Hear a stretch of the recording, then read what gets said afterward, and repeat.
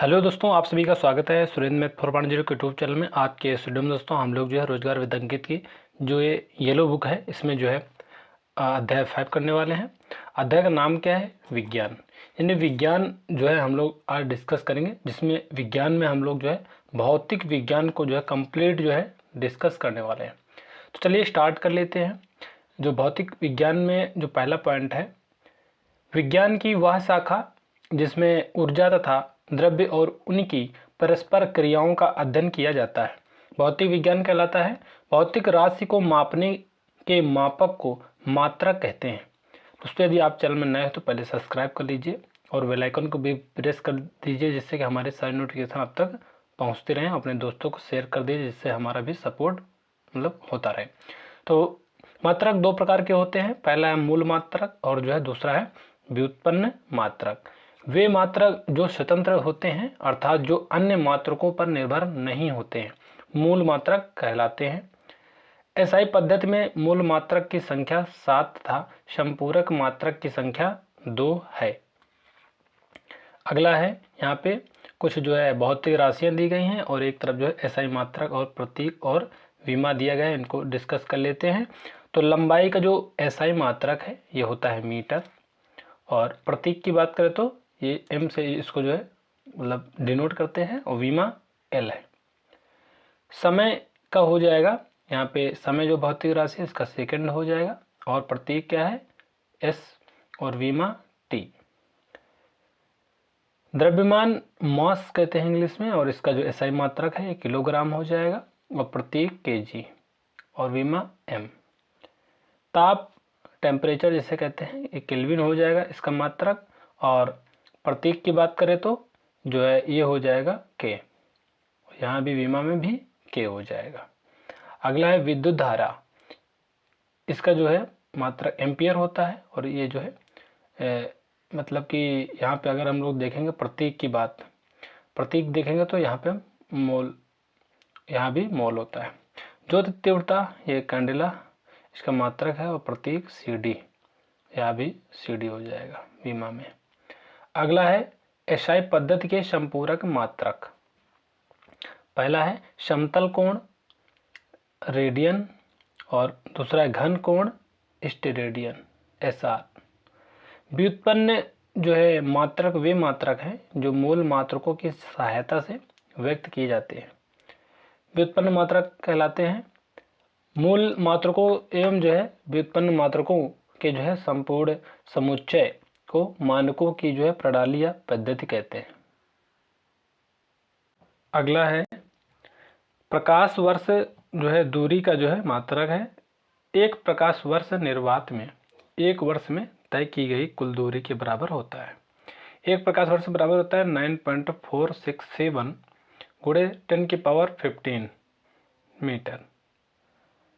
Parsec यह दूरी मापने की सबसे छोटी जहाँ पे सबसे बड़ी इकाई है, छोटी बोल रहे हैं। पारसेक जो है यह दूरी मापने की सबसे बड़ी इकाई है। एक पारसेक बराबर होता है 3.26 प्रकाश वर्ष के, या फिर जो है बराबर 3.08 गुणे 10⁻16 मीटर। पृथ्वी एवं सूर्य के बीच की माध्य जो है दूरी खगोलीय इकाई कहलाती है। पूछा जाएगा खगोलीय इकाई क्या है, तो पृथ्वी एवं सूर्य के बीच की मध्य दूरी है। एक खगोलीय इकाई की बात करें तो ये होता है 1.495 गुणे 10⁻15 मीटर। अब यहाँ भी कुछ भौतिक राशियाँ, मात्रक और विमीय सूत्र दिया गया है, इनको जरूर जो है नोट डाउन करके याद कर लेना। भौतिक राशियाँ में जो है आयतन जो है इसका जो मात्रक है मीटर जो है क्यूब होता है, और विमीय सूत्र की बात करें तो L⁻3। क्षेत्रफल का जो पूछा जाता है तो यहाँ पे मीटर स्क्वायर हो जाएगा, और यहाँ भी L स्क्वायर। घनत्व की बात करी जाए तो जो है घनत्व में किलोग्राम प्रति मीटर क्यूब ml⁻³ हो जाएगा। चाल हो जाएगा मीटर प्रति सेकंड, LT⁻⁻1 हो जाएगा विमीय सूत्र इसका। वेग की बात करें तो इसका जो है मीटर प्रति सेकंड होता है, जहाँ पे मीटर यानी लंबाई को L और समय को T यानी LT-1 इसकी विमीय सूत्र हो जाएगा। त्वरण की बात करें तो इसका जो मात्रक है मीटर प्रति सेकंड स्क्वायर है, तो यहाँ भी जो है LT-2 हो जाएगा। बल किलोग्राम जो है मीटर प्रति सेकंड स्क्वायर या फिर न्यूटन भी बोल सकते हैं। इसका जो है विमी सूत्र की बात करें तो MLT⁻²। कार्य का मात्रक न्यूटन मीटर या फिर जूल बोल सकते हैं, और इसका विमी सूत्र ML⁻²T⁻²। संवेग की बात करें तो किलोग्राम मीटर प्रति सेकंड होता है, और ये ML⁻⁻1 हो जाएगा विमी सूत्र। आवेग न्यूटन जो है माइनस सेकंड होता है, और यहाँ पे ML⁻⁻1 हो जाएगा विमी सूत्र। शक्ति या फिर सामर्थ्य, इसका अगर बात करें तो जूल सेकंड या वाट होता है, ML⁻²T⁻³ विमी सूत्र हो जाएगा। दिल्ली पुलिस में क्वेश्चन पूछा गया है। दाब की बात करें तो इसका जो है यहाँ पे मात्रक न्यूटन प्रति मीटर स्क्वायर या फिर पास्कल भी बोल सकते हैं, और इसका विमी सूत्र ML⁻⁻1T⁻²। हो जाएगा। गतिज ऊर्जा, ये जो है इसका जो मात्रक है ये जूल होता है, और विमी सूत्र ML⁻²T⁻²। हो जाएगा। स्थितिज ऊर्जा जूल होता है, और ML⁻²T⁻²। हो जाएगा इसका भी। और पृष्ठ तनाव न्यूटन प्रति मीटर और MT⁻²। जड़त्व गुण किलोग्राम जो है माइनस मीटर स्क्वायर ML⁻²T⁻0। आवृत्ति के जो मात्रक है हर्ट्ज जो होता है, M⁻0 L⁻0 T⁻1 हो जाएगा विमी सूत्र। अगला है बल आघूर्ण। बल आघूर्ण न्यूटन माइनस मीटर होता है, और यहाँ पे विमी सूत्र देखेंगे तो ML⁻² T⁻2 हो जाएगा। आवेश का जो मात्रक है कूलाम होता है, और यहाँ पे विमी सूत्र होता है A⁻1 T⁻1। प्रतिरोध की बात करें तो ओम, और यहाँ पे मात्रक होता है, और विमी सूत्र में M1 L2 T-3 और A-2 होता है। विद्युत क्षेत्र न्यूटन प्रति जो है कूलाम या फिर वोल्ट प्रति जो है मीटर होता है, और यहाँ विमी सूत्र में M⁻1 L⁻1 T⁻3 और A⁻1 होता है विमी सूत्र में।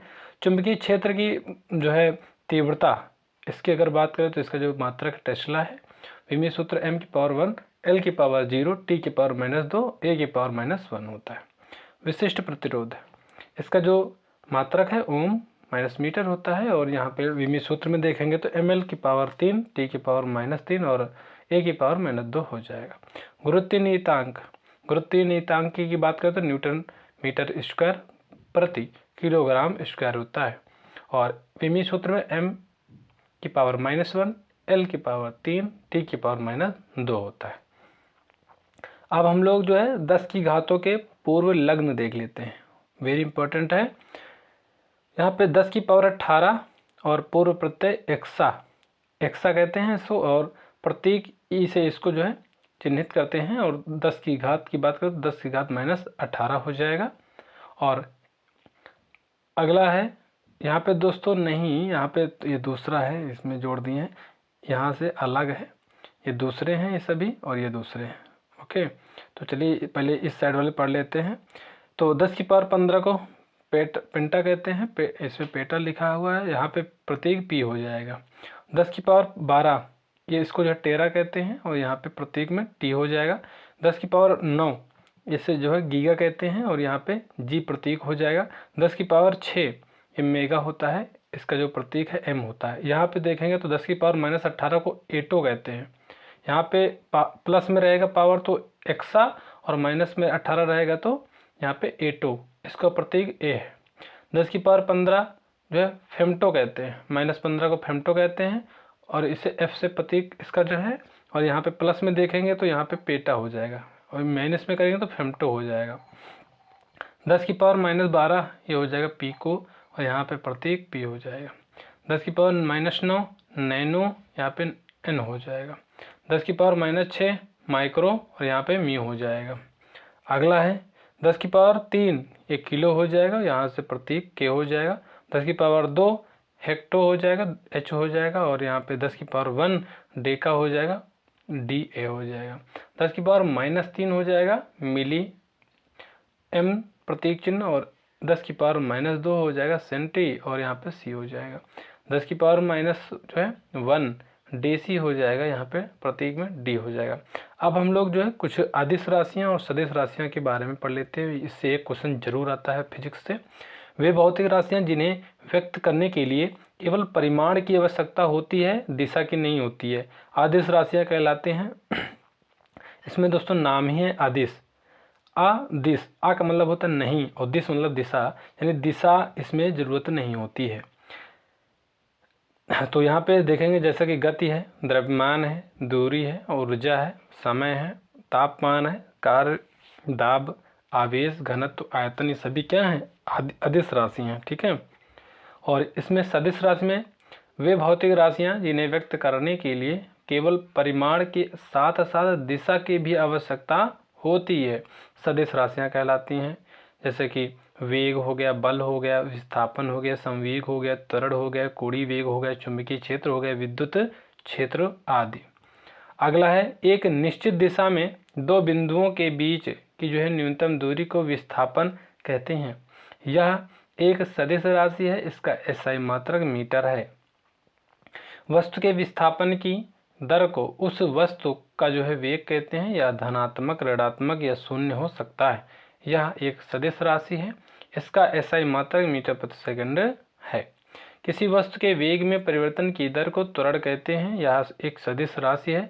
त्वरण का जो है SI मात्रक मीटर प्रति सेकंड स्क्वायर होता है। अगला है किसी वस्तु द्वारा प्रति सेकंड में तय की गई दूरी को चाल कहते हैं, यह एक अदिश राशि है। इसका SI मात्रक मीटर प्रति सेकंड है। चाल बराबर होता है दूरी बटे समय। दिए गए समयांतराल में जो है वस्तु द्वारा जो है तय किए गए पथ की लंबाई को जो है दूरी कहते हैं। यह एक अदिश राशि है, इसका जो है मान सदैव धनात्मक होता है। वृत्तीय मार्ग पर जो है गति करते हुए कण के कोणीय विस्थापन में परिवर्तन की दर को उस कण का जो है कोणीय वेग कहते हैं। इसे जो है ओमेगा से जो है व्यक्त किया जाता है। कोणीय वेग का जो मात्रक है रेडियन प्रति सेकंड है। यह एक जो है सदिश राशि है। जब कोई वस्तु किसी वृत्ताकार मार्ग पर जो है गति करती है तो इसे जो है वृत्तीय गति कहते हैं। वृत्तीय गति त्वरित जो है गति है, क्योंकि वेग की दिशा प्रत्येक बिंदु पर परिवर्तित हो जाती है। नमन कोण की बात करें तो किसी स्थान पर पृथ्वी का संपूर्ण चुंबकीय जो क्षेत्र क्षैतिज तल के साथ जितना कोण बनता है उसे उस स्थान का नमन कोण कहते हैं। विषुवत रेखा पर नमन कोण का जो मान है 0 अंश और ध्रुव पर नमन कोण का मान 90 अंश होता है। पृथ्वी के संपूर्ण चुंबकीय क्षेत्र के क्षैतिज घटक अलग अलग स्थानों पर अलग अलग होते हैं, परंतु इसका मान लगभग 3.6 × 10⁻⁵ टेस्ला होता है। अब हम लोग विद्युत धारा पढ़ेंगे। विद्युत धारा के विषय में जितना भी जो क्वेश्चन बनता है सभी को हम लोग डिस्कस करेंगे। किसी चालक में विद्युत आवेश के प्रवाह की दर को विद्युत धारा कहते हैं। यह एक जो है अदिश राशि है। विद्युत धारा क्या है? तो एक ये अदिश राशि है।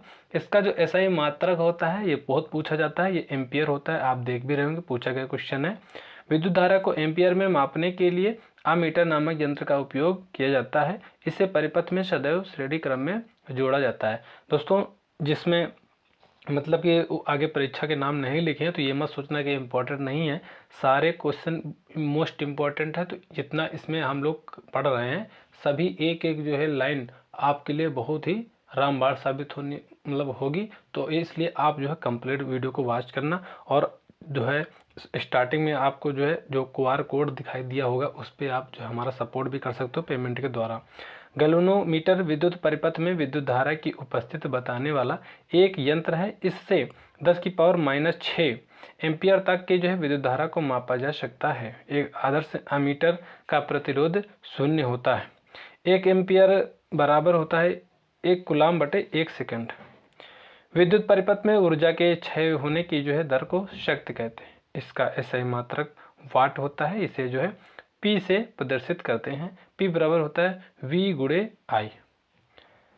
विद्युत क्षेत्र में 1 कूलाम धनात्मक आवेश को एक जो है बिंदु से दूसरे बिंदु तक ले जाने में किए गए कार्य को विभवांतर कहते हैं। यह एक अदिश राशि है। इसका SI मात्रक जूल प्रति कूलाम या फिर वोल्ट होता है।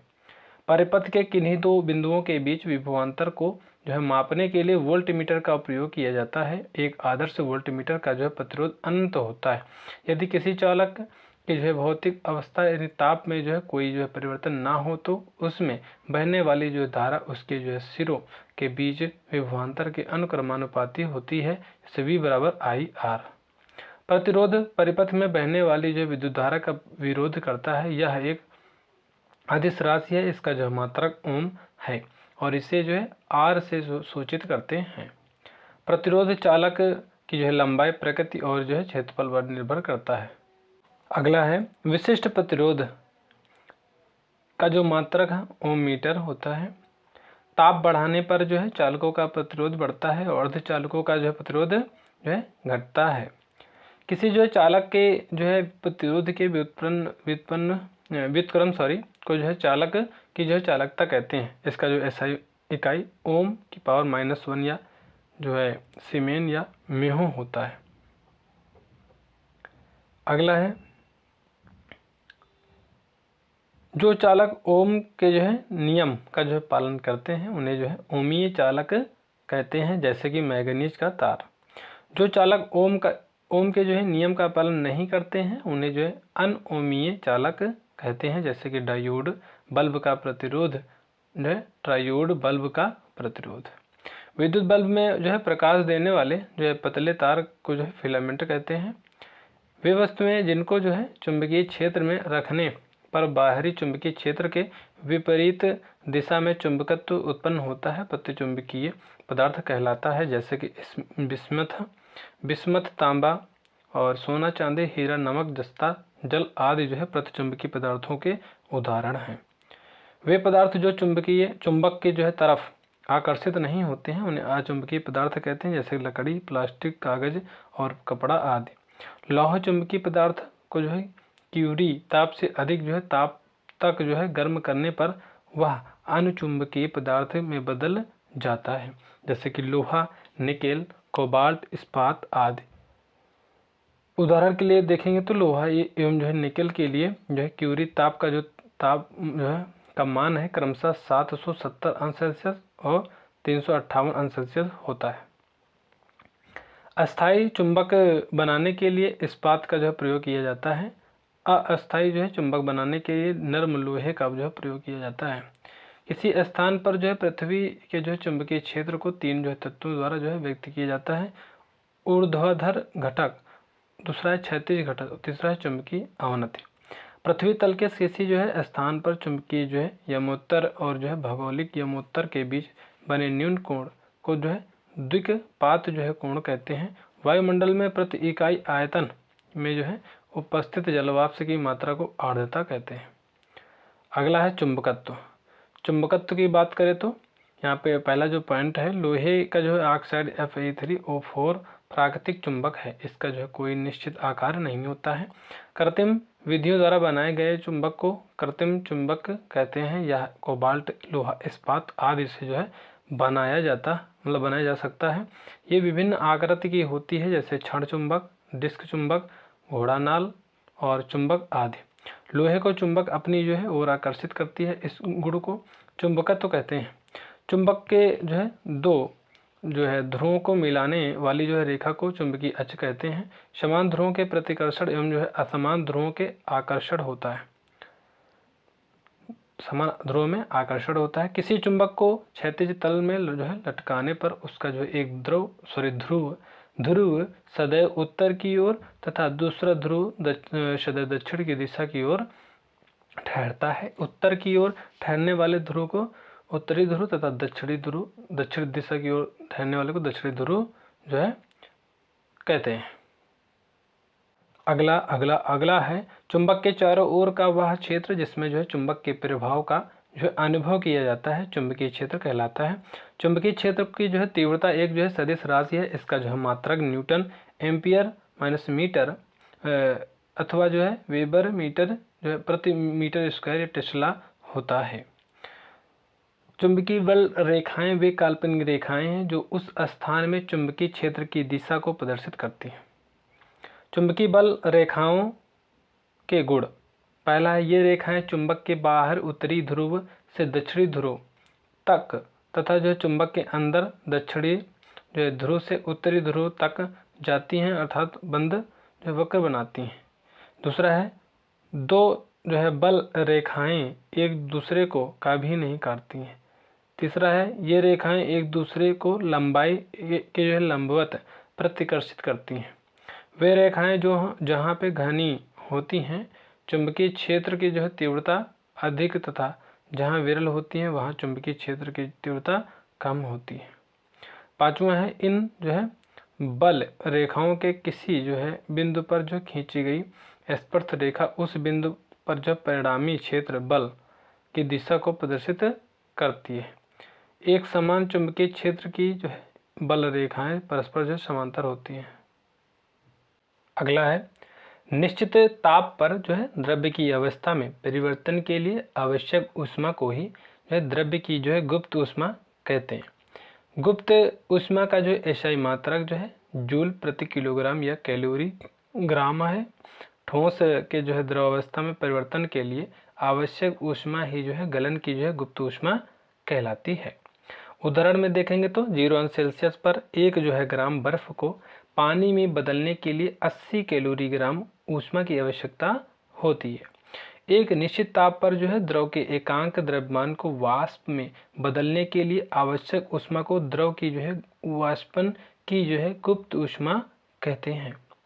उदाहरण के लिए यहाँ पे देखेंगे तो उबलते जल की जो है अपेक्षा भाप से जलने पर अधिक कष्ट होता है क्योंकि जल की अपेक्षा भाप की गुप्त ऊष्मा अधिक होती है।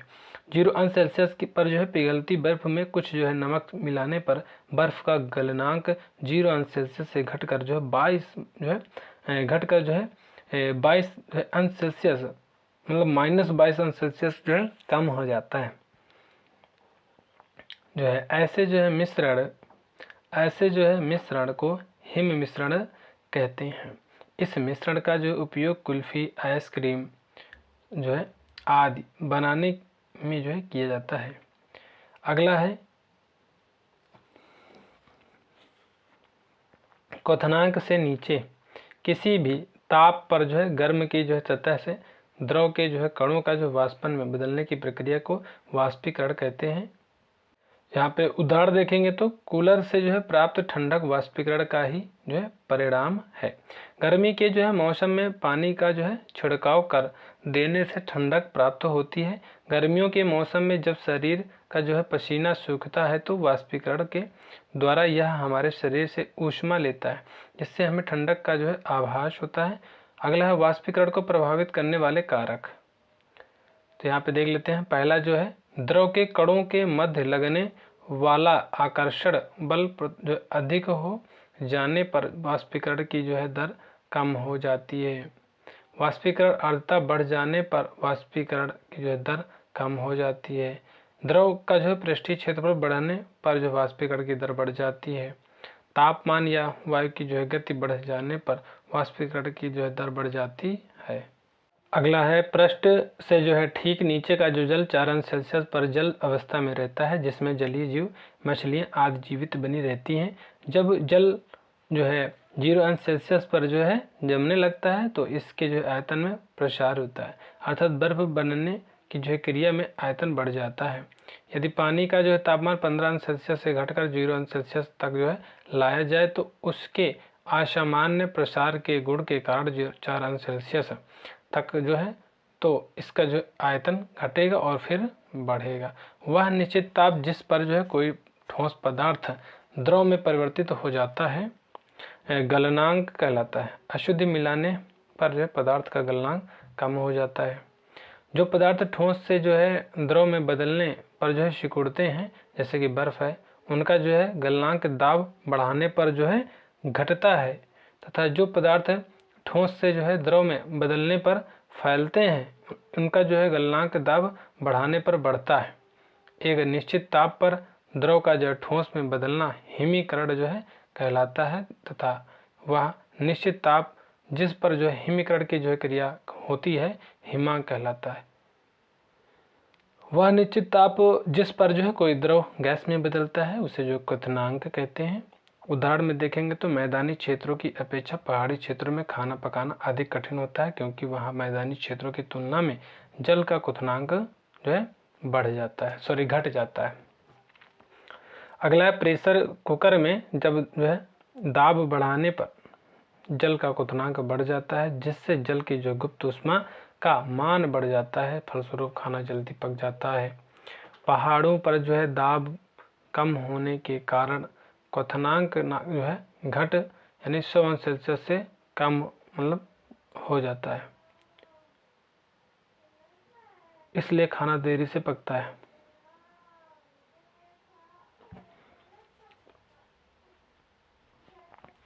जल का असामान्य प्रसार।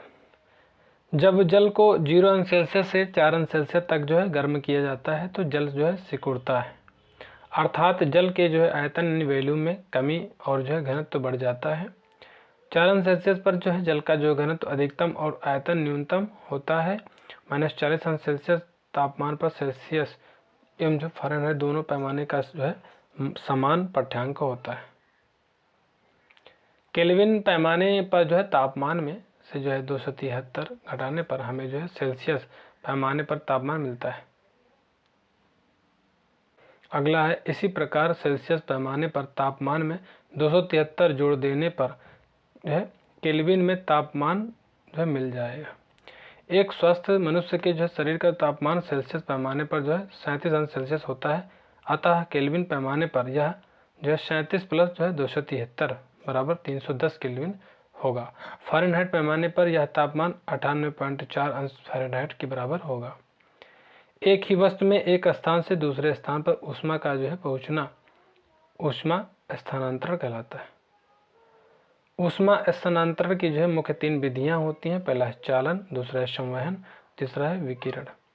ऊष्मा संचरण की जो है ऐसी विधि जिसमें जो पदार्थ का जो अणु बिना जो स्थान बदले ऊष्मा का जो है एक स्थान से दूसरे स्थान पर जो स्थानांतरित होना चालन कहलाता है। अगला है ठोस में ऊष्मा का जो संचरण जो है चालन विधि द्वारा जो है ही होता है। अगला है जब हम धातु की जो है छड़ के एक सिरे को हाथ से पकड़कर दूसरे सिरे को आग में रखते हैं, कुछ देर बाद छड़ का जो है दूसरा सिरा चालन के कारण जो है गर्म हो जाता है। जिन घरों में छत जो है कंक्रीट की जो है बनी होती है वे गर्मियों में अधिक जो है गर्म हो जाती है, क्योंकि कंक्रीट ऊष्मा की अच्छी चालक होती है। धातुएं तांबा, लोहा आदि ऊष्मा की जो है सुचालक होती हैं। सर्दियों में ऊनी वस्त्र हमें जो है गर्म रखते हैं, जो ऊष्मा के जो है कुचालक होने के कारण वातावरण की जो है ठंडक शरीर तक पहुंचने नहीं देते हैं। ऊष्मा संचरण की ऐसी विधि जिसमें जो है पदार्थ की अणु ऊष्मा पाकर अपना जो है स्थान बदलने लगते हैं और उनका जो स्थान ठंडे अणु ग्रहण करने लगते हैं, संवहन कहलाती है। जैसे गैसों एवं जो है द्रवों में ऊष्मा का संचरण संवहन द्वारा ही होता है। उदाहरण देखेंगे तो पृथ्वी का जो वायुमंडल संवहन विधि द्वारा ही जो है गर्म होता है। मोटर कार का जो है रेडिएटर शीतलन तंत्र संवहन सिद्धांत पर जो है कार्य करता है, जहां जल द्वारा जो है ऊष्मा का जो है संवहन होता है। जल की अपेक्षा स्थल अधिक जो है गर्म हो जाता है। इसके जो है 2 कारण हैं। पहला है जल की विशिष्ट ऊष्मा का जो है मान अधिक होता है, और दूसरा है जलाशय के विशाल जल आयतन के जो है कारण ऊष्मा वितरित हो जाती है।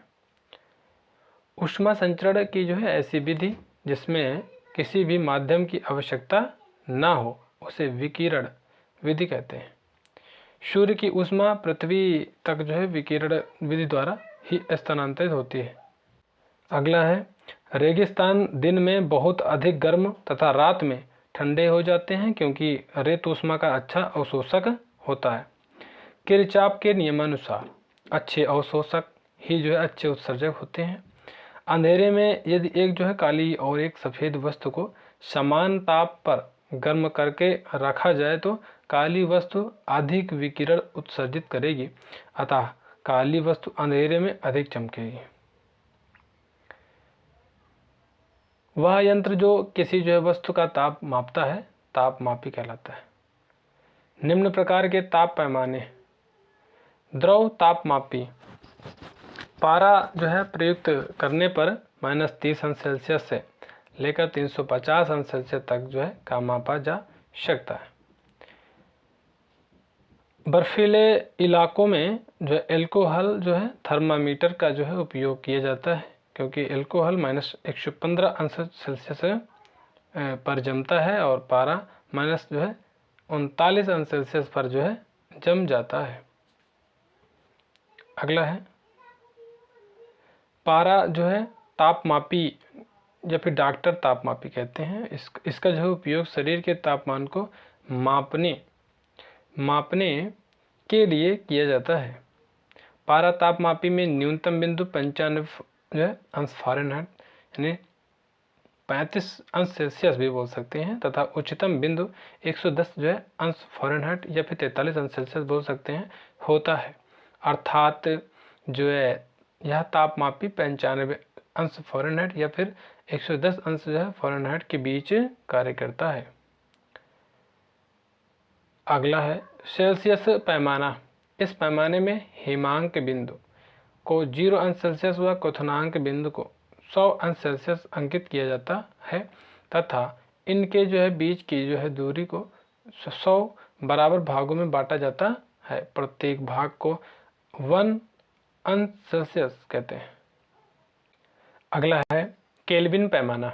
इस पैमाने में हिमांक बिंदु 273 जो है केल्विन तथा क्वथनांक बिंदु 373 केल्विन अंकित किया जाता है तथा इनके बीच की दूरी को जो है 100 बराबर भागों में बांटा जाता है।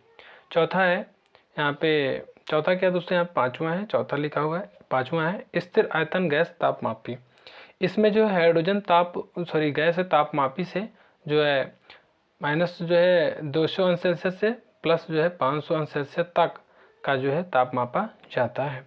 -200°C से नीचे -200°C तक के ताप को मापने हेतु हाइड्रोजन के स्थान पर हीलियम गैस का उपयोग किया जाता है तथा 500°C से ऊपर के ताप को मापने हेतु नाइट्रोजन गैस उपयोग की जाती है। 6 नंबर है फ़ारेनहाइट पैमाना। इस पैमाने में हिमांक बिंदु जो है 32° फ़ारेनहाइट और क्वथनांक बिंदु 212° फ़ारेनहाइट है तथा इनके बीच की दूरी को जो है 180 जो है बराबर भागों में बांटा जाता है। रोमन पैमाना। इस जो है पैमाने पर जो है हिमांक बिंदु जो है 0° जो है और जो है क्वथनांक बिंदु 80° तथा जो है इनके बीच की दूरी को 180 बराबर भागों में बांटा जाता है।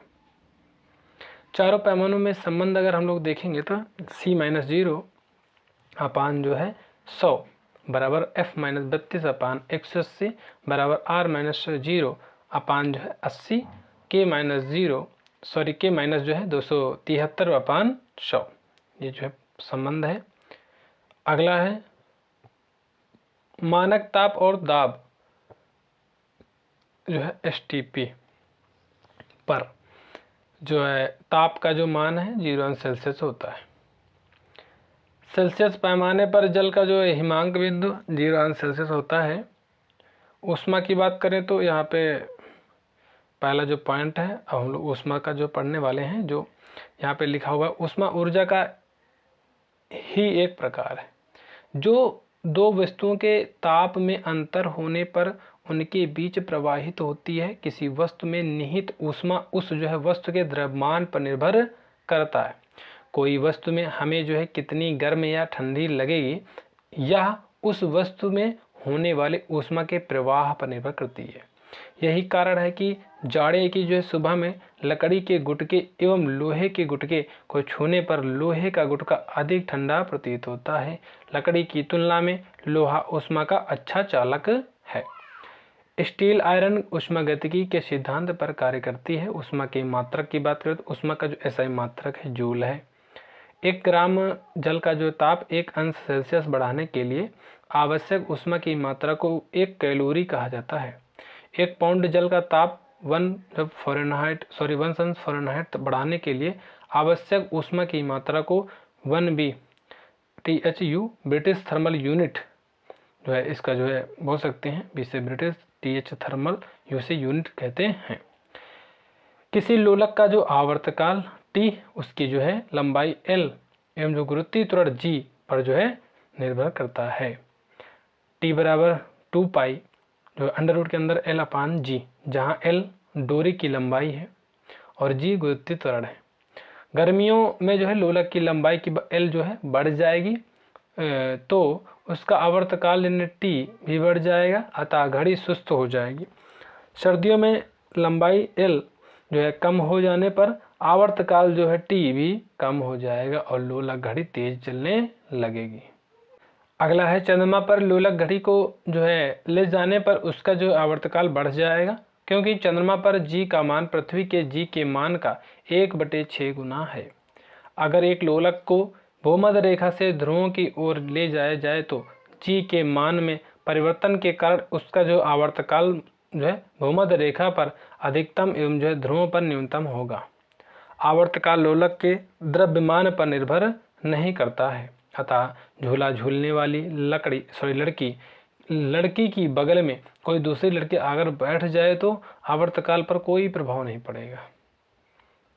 सरल आवर्त गति, जब कोई वस्तु अपनी जो है माध्य स्थिति के जो है दोनों ओर सरल रेखा में दोलन गति करती है तो इस प्रकार की गति को सरल जो आवर्त गति कहते हैं। सरल आवर्त गति की जो है विशेषताएं देख लेते हैं। तो सरल आवर्त गति करने वाला जो है कण जब अपनी मध्यमान स्थिति से गुजरता है तब पहला है उस पर कोई जो है बल कार्य नहीं करता है, दूसरा है वेग अधिकतम होता है, तीसरा है स्थितिज ऊर्जा शून्य होती है, चौथा है गतिज ऊर्जा अधिकतम होती है, पांचवा है इसका जो है त्वरण शून्य होता है। अगला पॉइंट है सरल आवर्त गति करने वाला कण जब अपनी गति के अंत बिंदुओं से गुजरता है तब पहला है उस पर कार्य करने वाला जो प्रत्यानयन बल अधिकतम होता है, गतिज ऊर्जा अधिकतम होती है, गतिज ऊर्जा शून्य होती है, उसका त्वरण अधिकतम होता है, वेग शून्य होता है। एक दोलन पूरा करने के समय को आवर्तकाल कहते हैं। कंपन करने वाली वस्तु 1 सेकंड में जितना जो है कंपन करती है उसे उसकी आवृत्ति कहते हैं। आवृत्ति का जो एसआई मात्रक हर्ट्ज होता है। यदि आवृत्ति n तथा आवर्तकाल t हो तो n बराबर होता है 1/t होता है। ऐसी गति जिसमें कोई कण या पिंड अपनी जो है साम्य अवस्था के आसपास गति करता है दोलन या कंपन कहलाता है। दोलन करने वाले जो है कण का जो है अपनी जो साम्य स्थिति के एक ओर जाना, फिर साम्य स्थिति में आकर दूसरी ओर जाना एवं पुनः अपनी साम्य स्थिति में वापस लौटना एक दोलन या कंपन कहलाता है। लोलक के द्वारा एक पूर्ण आवर्त में लगने वाले समय को लोलक का जो है आवर्तकाल कहते हैं। वेरी इंपॉर्टेंट पॉइंट है। अगला है प्रत्यास्थता, बहुत ही इलेक्ट्रिसिटी बोलते हैं इंग्लिश में, ये वेरी इंपॉर्टेंट है। पहला पॉइंट है प्रत्यास्थता किसी जो है पदार्थ का वह गुण है जिसके कारण वस्तु किसी जो है विरूपक बल के द्वारा उत्पन्न आकार अथवा आकृति में परिवर्तन का विरोध करती है और विरूपक बल हटाते ही वस्तु अपनी पूर्व अवस्था को प्राप्त कर लेती है। प्रत्यास्थता का जो एसआई मात्रक न्यूटन प्रति जो है मीटर स्क्वायर होता है, जिसे पास्कल भी कहते हैं। अगला जो पॉइंट है, यदि किसी वस्तु पर जो है कोई बाह्य बल लगाया जाए तो वस्तु का जो आकार या आकृति अथवा जो है दोनों ही बदल जाते हैं, जिससे वस्तु विकृत हो जाती है। इस बल को जो है विरूपक बल कहते हैं। किसी पदार्थ पर लगाए गए विरूपक बल की जो है उस सीमा को जिसके अंतर्गत पदार्थ की प्रत्यास्थता का गुण विद्यमान रहता है उसे जो है पदार्थ की प्रत्यास्थता सीमा कहते हैं। जैसे स्टील रबर से जो है अधिक प्रत्यास्थता होती है। प्रत्यास्थता गुण के जो विपरीत यदि जो है किसी वस्तु पर जो है नगण्य बल लगाने पर उसमें जो अस्थायी परिवर्तन हो जाए तो उसे प्लास्टिक कहते हैं। प्रति एकांक क्षेत्र पर लगाए गए बल को प्रतिबल कहते हैं। किसी तार पर जो है विरूपक बल लगाने पर उसकी जो प्रारंभिक लंबाई L में वृद्धि L होती है तो स्मॉल l अपान जो है कैपिटल L को विकृत कहते हैं। हुक के नियम के अनुसार प्रत्यास्थता की सीमा के अंतर्गत जो है किसी पदार्थ पर जो है कार्य करने वाला जो प्रतिबल उसमें उत्पन्न विकृति के जो है समानुपाती होता है। प्रत्यास्थता गुणांक बराबर होता है प्रतिबल अपान विकृति। यंग का प्रत्यास्थता गुणांक के अनुसार यदि जो है विकृत अनुदैर्ध्य है तो प्रत्यास्थता गुणांक को यंग प्रत्यास्थता गुणांक कहते हैं।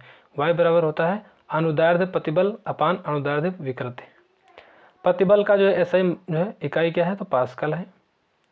तरंग किसी माध्यम में जो है, अब हम लोग तरंग पढ़ेंगे, तरंग किसी माध्यम में उत्पन्न विक्षोभ है जो उद्गम बिंदु के माध्यम के जो है कणों के वास्तविक स्थानांतरण के बिना सभी जो दिशाओं में संचरित होती है। तरंगे मुख्यतः दो प्रकार की होती हैं, पहला यांत्रिक तरंगे, दूसरा अयांत्रिक तरंगे या फिर विद्युत तरंगे, चुंबकीय तरंगे। ठीक है, एक तरफ जो है यांत्रिक तरंगे दी गई हैं, एक तरफ जो अयांत्रिक तरंगे दी गई हैं। ये तरंगे निर्वात में गमन नहीं कर सकती हैं। इन्हें जो है गमन करने के लिए माध्यम ठोस द्रव गैस की आवश्यकता होती है, जैसे जल की जो है तरंगे, ध्वनि की तरंगे, संपीड़न की तरंगे आदि।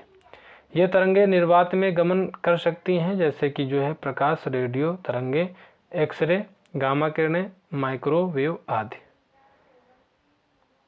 अगला है यांत्रिक तरंगे दो प्रकार की होती हैं, अनुप्रस्थ तरंगे, अनुदैर्ध्य तरंगे।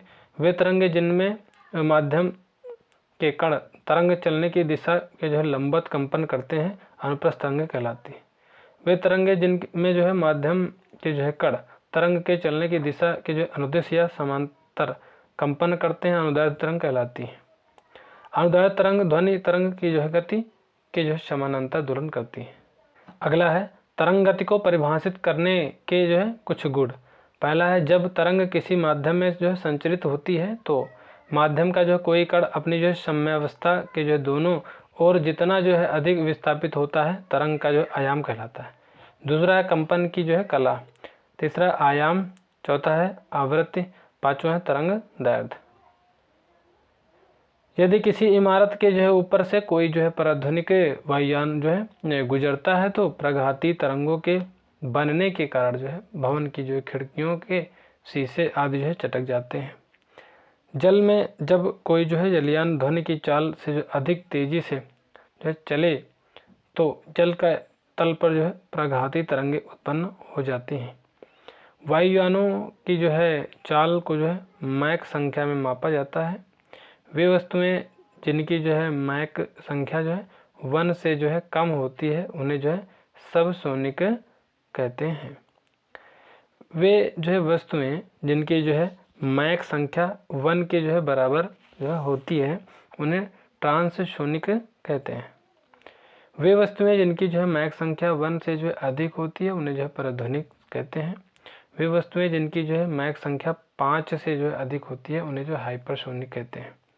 जब कोई पिंड ध्वनि की जो है गति से तेज जो है गति करता है, ध्वनि जो है बूम कहलाता है। उदाहरण के लिए लड़ाकू विमान या रॉकेट की गति आदि।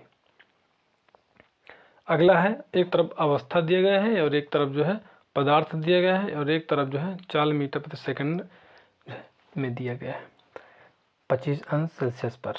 अगला है ठोस।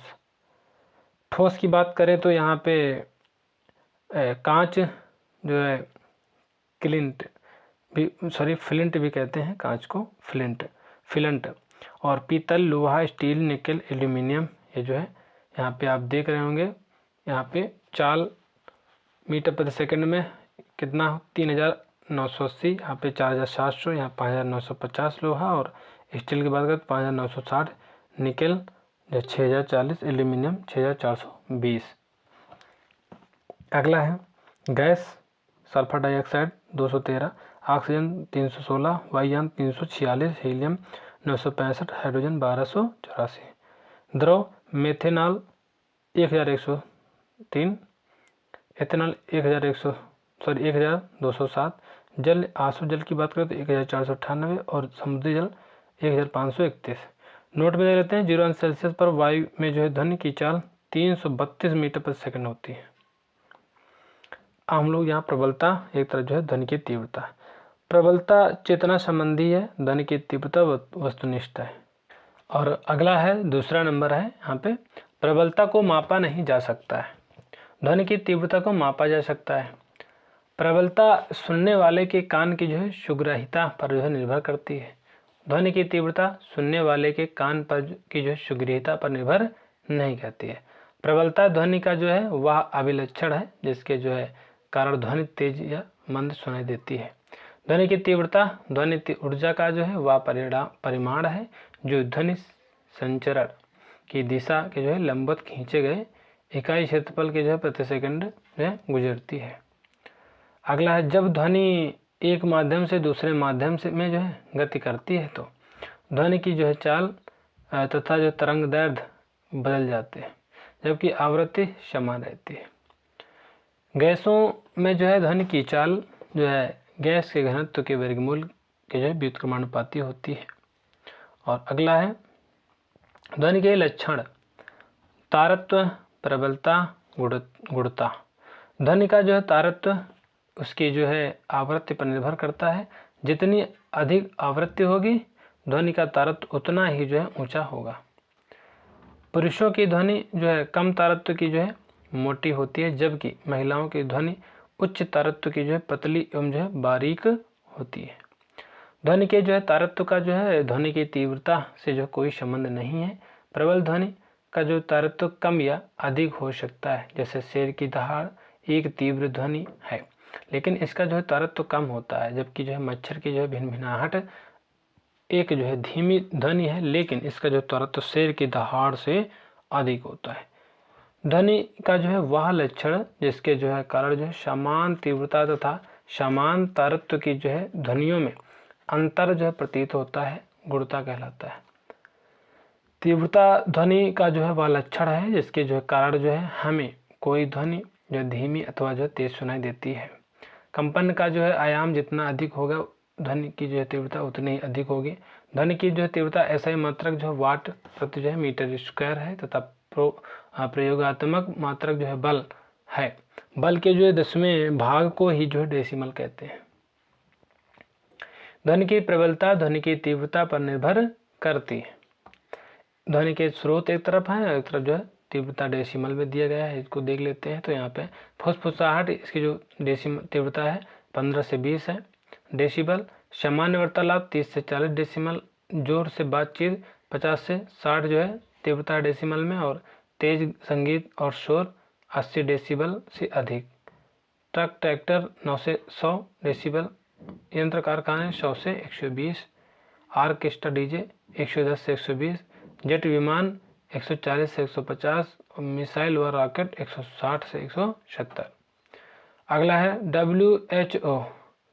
WHO ने 75 डेसिबल से ऊपर की ध्वनि को मानक स्वास्थ्य के लिए हानिकारक माना है। अगला है, एक साधारण मानव अधिक से अधिक जो है 130 डेसिबल तीव्रता की ध्वनि को सुन सकता है। मनुष्यों की जो है सामान्य बातचीत में जो है प्रबलता 20 डेसिबल फुसफुसाहट से 65 डेसिबल तक की होती है। 80 डेसिबल जो है से जो अधिक की ध्वनि हानिकारक जो है ध्वनि प्रदूषक कही जाती है। 85 डेसिबल से जो अधिक के शोर में लगातार रहने से हमारे कान खराब हो सकते हैं। ध्वनि की जो है गुणता आदि स्वरों की जो संख्या क्रम तथा अपेक्षिक जो है तीव्रता पर जो है निर्भर करती है। प्रतिध्वनि सुनने के लिए श्रोता एवं जो है परावर्तक सतह के बीच दूरी जो है 16.6 मीटर लगभग जो है 17 मीटर दूरी होनी चाहिए। ध्वनि के जो है अपवर्तन के कारण जो है ध्वनि जो है दिन की अपेक्षा रात में अधिक जो है दूरी तक सुनाई पड़ती है। प्रघाती तरंगों में जो है बहुत अधिक जो है ऊर्जा होती है। यदि वे किसी जो भवन आदि से टकरा जाएं तो उससे जो है नुकसान पहुंचाती है। ध्वनि तरंगों को जो है 3 रूपों में जो है विभाजित किया गया है। अवश्रव्य तरंगे, श्रव्य ध्वनि तरंगे, परश्रव्य तरंगे। आवृत्ति की बात करें तो 20 हर्ट्ज से कम अवश्रव्य तरंगे होती हैं और श्रव्य 20 हर्ट्ज से जो है 20,000 हर्ट्ज तक और परश्रव्य तरंगे 20,000 हर्ट्ज से अधिक। अवश्रव्य तरंगे इन्हें जो है मनुष्य द्वारा जो है नहीं सुना जा सकता है। इन्हें बड़े आकार के स्रोतों से उत्पन्न किया जाता है जैसे कि गैंडा व्हेल, भूकंप, ज्वालामुखी, भूस्खलन, भूकंप आदि। और इसमें जो है श्रव्य ध्वनि में इन्हें जो मनुष्य द्वारा सुना जा सकता है, और परश्रव्य तरंगे इन्हें जो मनुष्य द्वारा जो नहीं सुना जा सकता है, इन्हें गाल्टन की जो है सीटी द्वारा जो है उत्पन्न किया जा सकता है। इन्हें जो है कुछ जो है जानवरों द्वारा जो है सुना जा सकता है, जैसे कुत्ता, बिल्ली, डॉल्फिन, चमगादड़ आदि। परश्रव्य तरंगों के उपयोग, पहला है संकेत भेजने में, दूसरा है समुद्र की गहराई का पता लगाने में, और तीसरा है जो है कीमती कपड़ों, वायुयान तथा जो घड़ियों के पुर्जों को जो साफ करने में, दूध के अंदर के जो हानिकारक जीवाणु को नष्ट करने में, गठिया रोग के जो उपचार एवं जो मस्तिष्क के जो ट्यूमर का जो पता लगाने में। विभिन्न माध्यमों में ध्वनि की जो चाल भिन्न भिन्न होती है। ध्वनि की जो है चाल प्रत्यास्थता तथा जो घनत्व पर निर्भर करती है। ध्वनि की चाल ठोसों में सर्वाधिक, उससे जो है कम द्रव में तथा जो सबसे कम गैस में होती है। यदि जो है ध्वनि संचरण की दिशा माध्यम की ही जो है दिशा में है तो ध्वनि की जो है चाल बढ़ जाती है, जबकि ध्वनि संचरण की जो दिशा माध्यम के जो है विपरीत होने पर ध्वनि की जो चाल घट जाती है। अगला है अनुदैर्ध्य तरंगे सभी प्रकार के जो माध्यमों, ठोस, द्रव, गैस में जो उत्पन्न की जा सकती है। उदाहरण ध्वनि तरंगे जो है जलवायु, ध्वनि तरंगे वायु और उत्पन्न तरंगे, भूकंप तरंगे, स्प्रिंग की तरंगे आदि। अगला है दोस्तों वे तरंगे जिनके संचरण के लिए किसी माध्यम की जो है आवश्यकता नहीं होती है, उसे जो है आयांतरिक जो है तरंगे या विद्युत चुंबकीय तरंगे कहते हैं। जैसे प्रकाश तरंगे, रेडियो तरंगे, एक्स के तरंगे जो है ये आयांतरिक तरंगे निर्वात में गति कर सकती हैं। सभी विद्युत जो है चुंबकीय तरंगे एक ही जो है चाल से जो है चलती हैं, जो प्रकाश की जो है चाल के बराबर होती हैं। विद्युत चुंबकीय तरंगे अनुप्रस्थ जो है प्रकार की होती हैं। प्रकाश, माइक्रोवेव्स, एक्सरे आदि जो है विद्युत चुंबकीय तरंगों के उदाहरण हैं। विद्युत चुंबकीय तरंग की जो अवधारणा मैक्सवेल के जो है द्वारा प्रतिपादित की गई थी। विद्युत चुंबकीय तरंगों का जो संपूर्ण वर्णक्रम जो गामा किरणों तरंग दैर्ध्य 10 की पावर जो है -12 मीटर से दीर्घ रेडियो तरंगों तरंग दैर्ध्य इसके जो है लगभग 10 की पावर 6 मीटर तक फैला है। तरंग किसी जो है माध्यम के विक्षोभ को जो है संचारित करती है, इन्हें जो है तरंग गति कहते हैं। अब हम लोग जो है प्रकाश को यानी पढ़ने वाले हैं, यानी लाइट। इससे जितना भी जो है क्वेश्चन बनता है हम लोग जो थ्योरी में करेंगे। प्रकाश एक जो है अनुप्रस्थ जो है तरंग है। प्रकाश छोटे छोटे बंडलों के रूप में गमन करता है, जिन्हें फोटॉन कहते हैं। प्रकाश का कण सिद्धांत न्यूटन ने दिया। प्रकाश का जो कण का सिद्धांत है ये न्यूटन ने दिया था। प्रकाश का जो तरंग सिद्धांत हाइगेंस ने दिया था। कण सिद्धांत न्यूटन और तरंग सिद्धांत हाइगेंस। प्रकाश की जो है द्वैत प्रकृति होती है, अर्थात यह तरंगों और कणों दोनों से जो है बना होता है। रोमर ने सर्वप्रथम प्रकाश के वेग की गणना की थी। प्रकाश की चाल निर्वात में सर्वाधिक 3 × 10⁸ मीटर प्रति सेकंड होती है। प्रकाश का जो वेग है माध्यम में अपवर्तनांक म्यू पर जो है निर्भर करता है। जिस जो है माध्यम पर जो है अपवर्तनांक जिसका जितना जो है ज़्यादा होता है उसमें जो है प्रकाश का वेग उतना ही कम होता है। अगला है द्रव्यात्मक माध्यम, एक तरफ जो है अपवर्तनांक। वायु की बात करें तो 1.0003 है। बर्फ की बात करें तो 1.31 है। जल की बात करें तो 1.33 है। एल्कोहल में 1.36 है। केरोसिन में 1.44 है। बेंजीन में 1.50 है। क्राउन कांच में बात करें तो यहाँ पे 1.52 है और रूबी में 1.71 है। नीलम 1.77, हीरा 2.42। प्रकाश को सूर्य से पृथ्वी तक आने में लगभग जो है 8 मिनट जो है 16.6 सेकंड लगते हैं और चंद्रमा से पृथ्वी तक आने में लगभग 1 मिनट जो 28 सेकंड लगते हैं। अगला है जो वस्तुएं स्वयं प्रकाश का उत्सर्जन करती हैं प्रदीप्त वस्तु कहलाती हैं, जैसे सूर्य हो गए, बल्ब हो गए, लैंप हो गए आदि। विभिन्न माध्यमों में प्रकाश की चाल। निर्वात की बात करें तो प्रकाश की जो चाल है 3.0 इंटू 10⁸ जो है मीटर प्रति सेकंड है। और जल की बात करें तो 2.25 गुणे 10⁸ मीटर प्रति सेकंड है। तारपीन का तेल में जो प्रकाश की चाल है 2.04 इंटू 10⁸ मीटर प्रति सेकंड है। और कांच की बात करें तो 2.0 इंटू 10⁸ जो है मीटर प्रति सेकंड है। हीरा 1.24 गुणे 10⁸ मीटर प्रति सेकंड है। अगला है, जो वस्तुएं स्वयं प्रकाश का जो है उत्सर्जन नहीं करती हैं अप्रदीप्त वस्तुएं कहलाती हैं, जैसे कि मेज हो गए, कुर्सी हो गए, गाड़ी हो गए, कपड़े हो गए आदि। प्रकाश एक जो है प्रकार की जो है ऊर्जा है जिसकी जो है सहायता से हमें वस्तुएं दिखाई देती हैं, अर्थात जो विकिरण हमारी आँखों को संवेदित करती हैं हों प्रकाश कहलाती हैं। जब प्रकाश का एक माध्यम से दूसरे माध्यम जैसे वायु से कांच में जाता है तो इसका जो है तरंगदैर्ध्य एक वेग परिवर्तित होता है, लेकिन आवृत्ति नहीं बदलती है। अगला है प्रकाश का रंग उसकी जो है तरंगदैर्ध्य से निर्धारित होता है। प्रकाश एक विद्युत चुंबकीय तरंग है, अतः इसकी नियत आवृत्ति n और एक तरंगदैर्ध्य जो है होगा तथा प्रकाश की गति v बराबर n जो है n मतलब होगा। ये जो दोस्तों हैं v बराबर जो है होता है v बराबर होता है n लैम्डा होगा।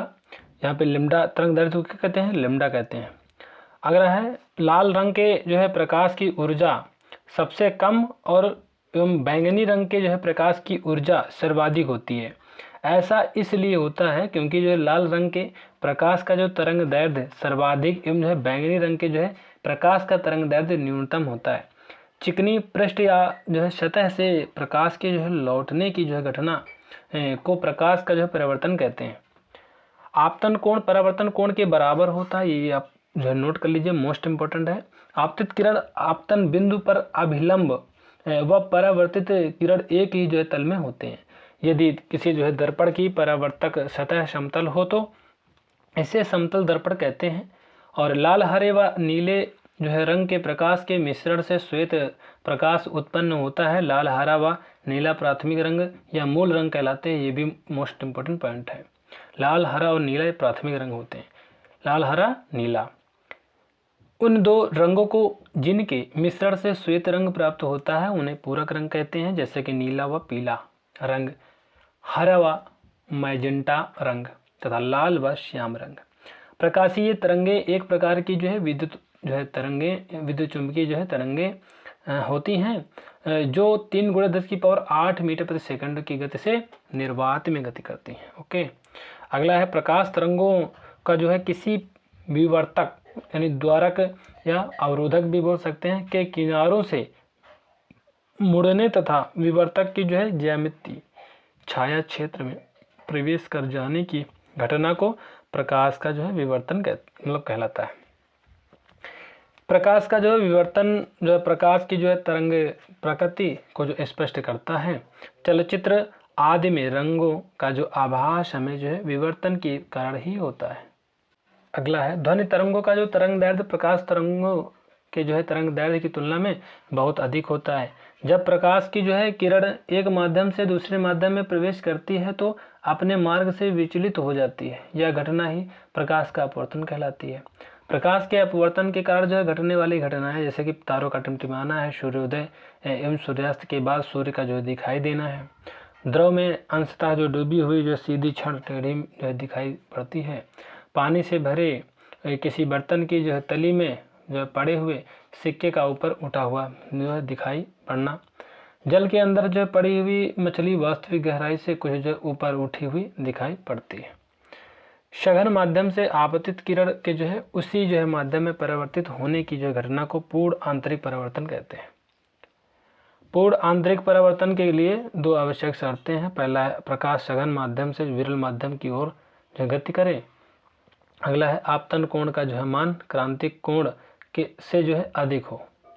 पूर्ण आंतरिक परावर्तन के जो है दैनिक जीवन में उदाहरण, पहला है, पानी के भीतर में जो है रखी परख नली का चमकना, कांच में पड़ी दरार का जो है चमकना, हीरे का जो है अत्यधिक जो है चमकदार दिखाई पड़ना, रेगिस्तान में मरीचिका का कारण। इंद्रधनुष वायुमंडल में उपस्थित जल की जो है बूंदों के जो है द्वारा प्रकाश के विक्षेपण का उदाहरण होता है। ऐसे दर्पण जिनका जो है परावर्तक पृष्ठ गोलीय होता है, गोलीय दर्पण कहलाता है। अब हम लोग जो है दर्पण का जो है चैप्टर पढ़ने वाले हैं। एक ऐसी सतह है जो प्रकाश को जो है परावर्तित करती है और उससे जो है छवि जो है बनाती है, वो दर्पण कहलाता है। ठीक है। अगला है गोलीय दर्पण दो प्रकार के होते हैं। पहला है उत्तल दर्पण या अपसारी दर्पण भी बोलते हैं, कन्वेक्स मिरर, और दूसरा है अवतल दर्पण या अभिसारी दर्पण भी कहते हैं, कनकेव मिरर, कन्वेक्स कनकेव। उत्तल दर्पण में प्रत्येक दिशा में प्रतिबिंब छोटा, सीधा, आभासी और दर्पण के पीछे बनता है। उत्तल दर्पण के उपयोग, पहला जो है उत्तल दर्पण का उपयोग वाहनों के पार्श्व यानी स्लाइड में जो है किया जाता है, जिससे चालक अपने पीछे आने वाले वाहनों को देख सके तथा अपना वाहन सुरक्षित रूप से चला सके। उत्तल दर्पण वाहनों के लिए इसलिए अधिक उपयोगी है क्योंकि इसके द्वारा बनाए गए प्रतिबिंब सीधे होते हैं। उत्तल दर्पण का जो उपयोग जो है सड़कों के किनारे लगे जो है परावर्तन लैंपों में जो है भी किया जाता है, क्योंकि उत्तल दर्पण का जो है दृष्टि क्षेत्र बहुत अधिक होता है, अतः यह प्रकाश को अधिक से अधिक क्षेत्र में फैला देता है। अगला है अवतल दर्पण से वस्तु की जो है स्थिति बदलकर विभिन्न प्रकार के प्रतिबिंब बनाए जा सकते हैं। वस्तु की स्थिति, प्रतिबिंब की स्थिति, वस्तु की तुलना में प्रतिबिंब का आकार, प्रतिबिंब की प्रकृति। अनंत पर अगर हम लोग बात करें तो ये जो है प्रतिबिंब की स्थिति जो है फोकस पर बनेगा, और जो है वस्तु की तुलना में प्रतिबिंब का आकार बहुत छोटा होगा। प्रतिबिंब की प्रकृति क्या होगी, उल्टा व वास्तविक होगी। वक्रता केंद्र पर अनंत के बीच या फोकस यानी जो है पर अथवा वक्रता केंद्र जो है के बीच और छोटा होगा और उल्टा व वास्तविक बनेगा। वक्रता केंद्र पर जो है यहाँ पे बनेगा। वक्रता केंद्र पर अगर रखें यहाँ पे तो वस्तु को रखेंगे वक्रता केंद्र पर, तो यहाँ पे वक्रता केंद्र पर भी जो है बनेगा क्या, प्रतिबिंब बनेगा। ठीक है, प्रतिबिंब बनेगा और स्थिति क्या रहेगी, समान आकार का रहेगा, उल्टा व वास्तविक रहेगा। F तथा C के बीच में रखा जाएगा तो वक्रता केंद्र C से जो है परे बनेगा और बड़ा बनेगा, उल्टा तथा वास्तविक। फोकस पर रखा जाएगा वस्तु को तो अनंत पर बनेगा और प्रतिबिंब और अत्यधिक बड़ा बनेगा और स्थिति का उल्टा तथा वास्तविक रहेगा। फोकस F तथा जो है ध्रुव P के जो है बीच में रखा जाएगा, दर्पण के पीछे बनेगा, प्रतिबिंब बड़ा, आवर्धित और सीधा आभासी बनेगा। अब हम लोग जो अवतल दर्पण के उपयोग पढ़ेंगे। अवतल दर्पण का जो उपयोग है टॉर्च, सर्चलाइट, वाहनों की जो है हेडलाइटों में किया जाता है और चिकित्सकों द्वारा जो आँख, कान, नाक, गला आदि की जो है जांच के लिए अवतल दर्पण का उपयोग किया जाता है। सौर ऊर्जा से चलने वाले जो है उपकरणों में अवतल दर्पण का उपयोग किया जाता है। चेहरे का जो है बड़ा प्रतिबिंब देखने के लिए दाढ़ी बनाने वाले दर्पणों में जो है अवतल दर्पण का उपयोग किया जाता है। समतल दर्पण में प्रतिबिंब, समतल दर्पण से जो है बना वस्तु का जो है प्रतिबिंब दर्पण के जो है पीछे उतनी ही दूरी पर जो है बनता है जितनी दूरी पर वस्तु दर्पण के जो है सामने रखी जाती है। यह आकार में वस्तु के बराबर व आभासी होता है। समतल दर्पण में वस्तु को अपना जो है पूरा प्रतिबिंब देखने के लिए दर्पण की जो है लंबाई कम से कम व्यक्ति की लंबाई से आधी होनी चाहिए। यदि कोई जो है व्यक्ति समतल दर्पण के जो है लंबवत किसी जो है चाल से दर्पण के जो समीप आता है या दूर जाता है तो उसे जो प्रतिबिंब दुगनी चाल से पास या दूर जाता हुआ प्रतीत होता है। दो समांतर समतल दर्पणों के बीच रखी वस्तु के अनंत प्रतिबिंब बनते हैं। यदि समतल दर्पण 0 अंश कोण पर झुके हों तो उनके बीच रखी वस्तु के प्रतिबिंबों की संख्या 360/θ-1 सूत्र से ज्ञात करते हैं। अब हम लोग जो है लेंस पढ़ेंगे। दो गोली पृष्ठों में घिरे हुए किसी पारदर्शी माध्यम को लेंस कहा जाता है। अगला है सामान्यतः लेंस दो प्रकार के होते हैं। पहला है उत्तल लेंस या अभिसारी लेंस, दूसरा है अवतल लेंस या अपसारी लेंस। उत्तल लेंस द्वारा जो है बने प्रतिबिंबों की स्थिति। यहाँ पे हम लोग देखेंगे वस्तु की स्थिति एक तरफ, प्रतिबिंब की स्थिति, प्रतिबिंब का आकार, प्रतिबिंब की प्रकृति। अनंत पर अगर देखेंगे तो लेंस की जो है दूसरी ओर फोकस f2 पर बनेगा और प्रतिबिंब का आकार उल्टा व वास्तविक, और यहाँ पे बहुत छोटा प्रकृति रहेगी। 2f1 दूरी पर दूर जो है स्थित रखेंगे तो यहाँ पे f2 तथा जो है 2f2 जो है दूरी के बीच जो है प्रतिबिंब बनेगा और आकार उल्टा व वास्तविक और प्रकृति छोटा। 2f1 दूरी पर लेंस के दूसरी और 2f2 पर उल्टा व वास्तविक आकार रहेगा और प्रकृति समान आकार।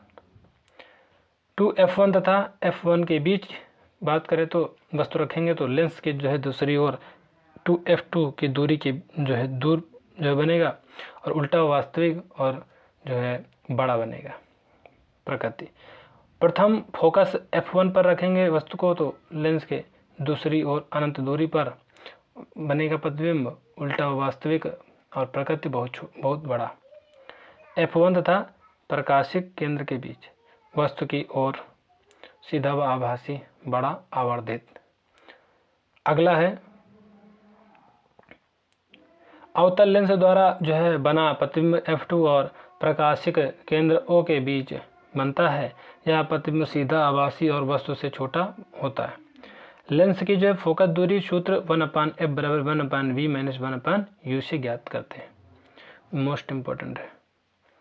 अवतल लेंस की जो है फोकस दूरी ऋणात्मक और उत्तल लेंस की फोकस दूरी धनात्मक होती है। लेंस की क्षमता को सूत्र p बराबर जो है 1/f यदि फोकस दूरी मीटर में है से जो है ज्ञात करते हैं। लेंस की क्षमता का जो SI मात्रक डायोप्टर होता है। अवतल लेंस की जो क्षमता ऋणात्मक तथा उत्तल लेंस की जो क्षमता धनात्मक होती है। लेंस की जो आवर्धन क्षमता सूत्र m बराबर होता है 1/o बराबर v/u से ज्ञात करते हैं। यदि आवर्धन क्षमता धनात्मक है तो प्रतिबिंब सीधा एवं जो आभासी होता है। यदि आवर्धन क्षमता ऋणात्मक है तो प्रतिबिंब उल्टा एवं जो है वास्तविक होता है। एक गोलीय दर्पण में ध्रुव से जो है प्रमुख फोकस की दूरी जो फोकस दूरी कहलाती है। प्रकाश का जो है वर्ण विक्षेपण, जब श्वेत प्रकाश सूर्य का प्रकाश कांच के जो है प्रिज्म पर गिरता है तो प्रिज्म से जो है निकलने के बाद यह 7 रंगों में विभक्त हो जाता है। यही घटना वर्ण विक्षेपण कहलाती है। इन रंगों के क्रम को वर्ण क्रम कहा जाता है। आप यहाँ पे दोस्तों देख भी रहे होंगे, चित्र के द्वारा समझाया भी गया है। पहला पॉइंट यहाँ पे अगला पॉइंट है बैंगनी, V, जामुनी, I और नीला, हरा, पीला, नारंगी, लाल। इन रंगों के वर्ण क्रम को विबग्योर कहा जाता है। इस तरह से आप इनको जो है क्रम याद कर सकते हो। लाल रंग में जो है उच्च तरंग दैर्ध्य होने के कारण सबसे कम जो है मुड़ता है, जबकि बैंगनी रंग में निम्न तरंग दैर्ध्य होने के कारण सबसे अधिक मुड़ता है। कांच में बैंगनी रंग के प्रकाश की जो है चाल सबसे कम, किंतु इसका जो है आवर्तनांक सबसे अधिक होता है। और कांच में लाल रंग के प्रकाश की जो है चाल सबसे अधिक एवं जो इसका आवर्तनांक सबसे कम होता है।